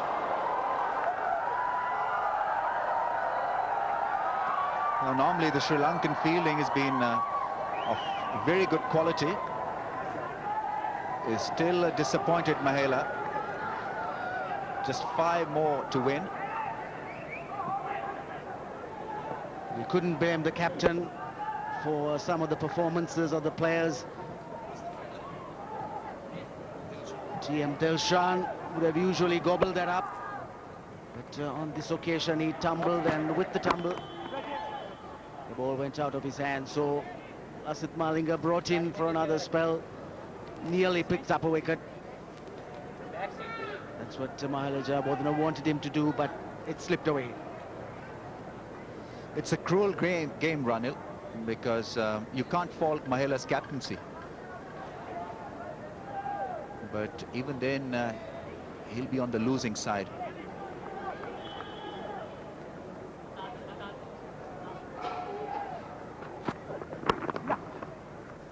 Maybe he could have batted a little bit better, because right from the first one there that was washed out, he's been lamenting about Sri Lanka's batting and not firing. So they desperately wanted the captain, who is a classic, to be in good form in this all-important test match here at Kandy. Yes, it's consistency that they've lacked in the batting. When they've fallen in a heap.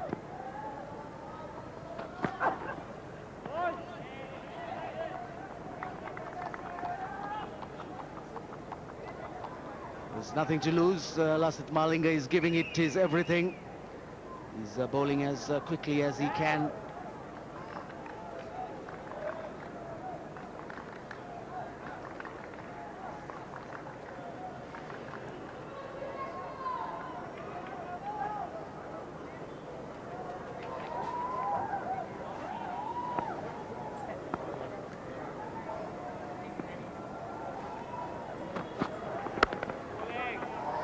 That has hit him hard.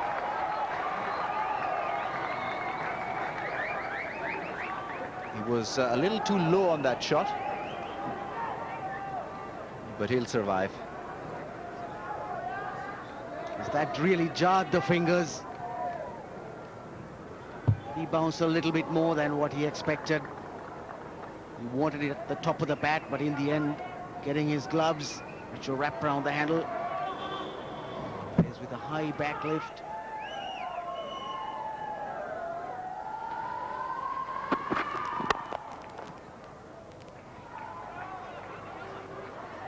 It'll be an easy run in the end, because the throw was at the wrong end. Mohammad Yusuf was struggling halfway through.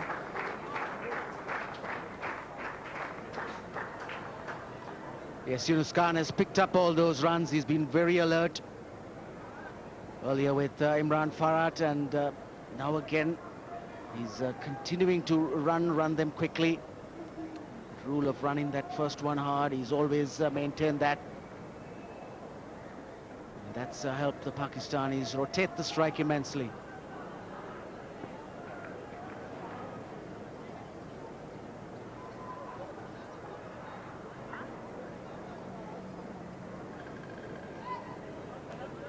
Adjustments still being made to the field. Mahela Jayawardene wants another slip. There's 2 slips and a gully now. Third man has come up.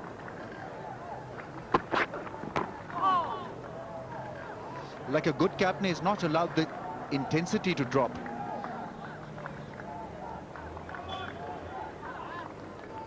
It's important to make the team feel that there's still hope.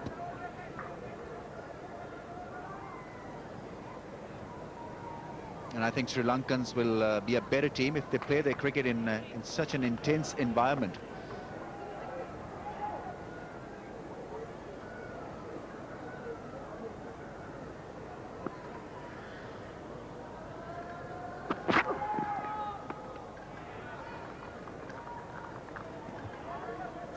Yes, there is that phrase, no game is over until the last ball is bowled. Certainly the result is on the ball, but Mahela Jayawardene is keeping his players on their toes. He's making sure that he's doing the right thing as the leader. And that's important, because they have to carry on. This test match finishes, and there is cricket to come in the not too distant future. Attempting a cut shot. Both Sri Lanka and England, Sri Lanka and Pakistan will be in England shortly.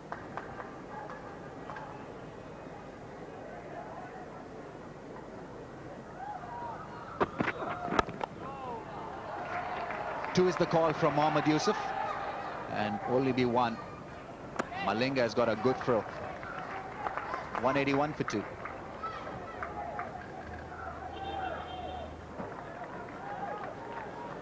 Just 2 required now to win this game, and with it, Pakistan will win the series.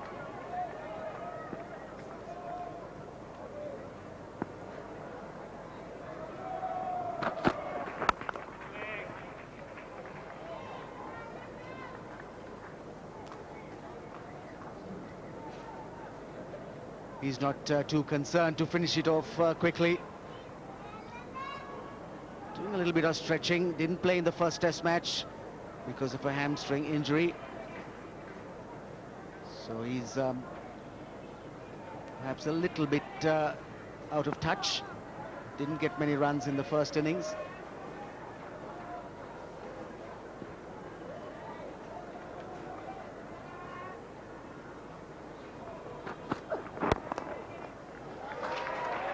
This will be only one. Mohammad Yusuf is in not good shape out there. Walks the second. Obviously has pulled a hamstring again, and that is victory for Pakistan. They win by 8 wickets. With it, they win the series as well. The customary handshakes, and well, Sri Lanka would be disappointed. They had them in a tight corner, but they released that pressure by batting poorly in the second innings, and what an innings from Yunus Khan. Really led them from the front in this run chase, and in the end an easy win for the visitors. What an innings from Yunus Khan, 73 not out, perhaps the most assured innings played by a batsman in this test match. Mohammad Yusuf stayed unbeaten on 14, and Imran Farhat and Kamran Akmal, I think the start that they gave, that aggressive style of batting, just put Sri Lanka off course with that new ball. Imran Farhat getting 65 runs. And when you look at the bowling figures, you'll see a problem there with Muttiah Muralitharan going wicketless on a day that really mattered. 1 wicket to Kulashekara and Malinga, perhaps not enough venom in the pitch on this final day of the match for the Sri Lankan bowlers. So Pakistan have won this test match. As a result, they win the series 1-0. It was a low-scoring game, but one of the most fascinating test matches that you would have seen for a long time. Man of the match and man of the series was Mohammad Asif, and he is a star on the horizon. We hope you've enjoyed our continued coverage of the series. Until next time, it's goodbye and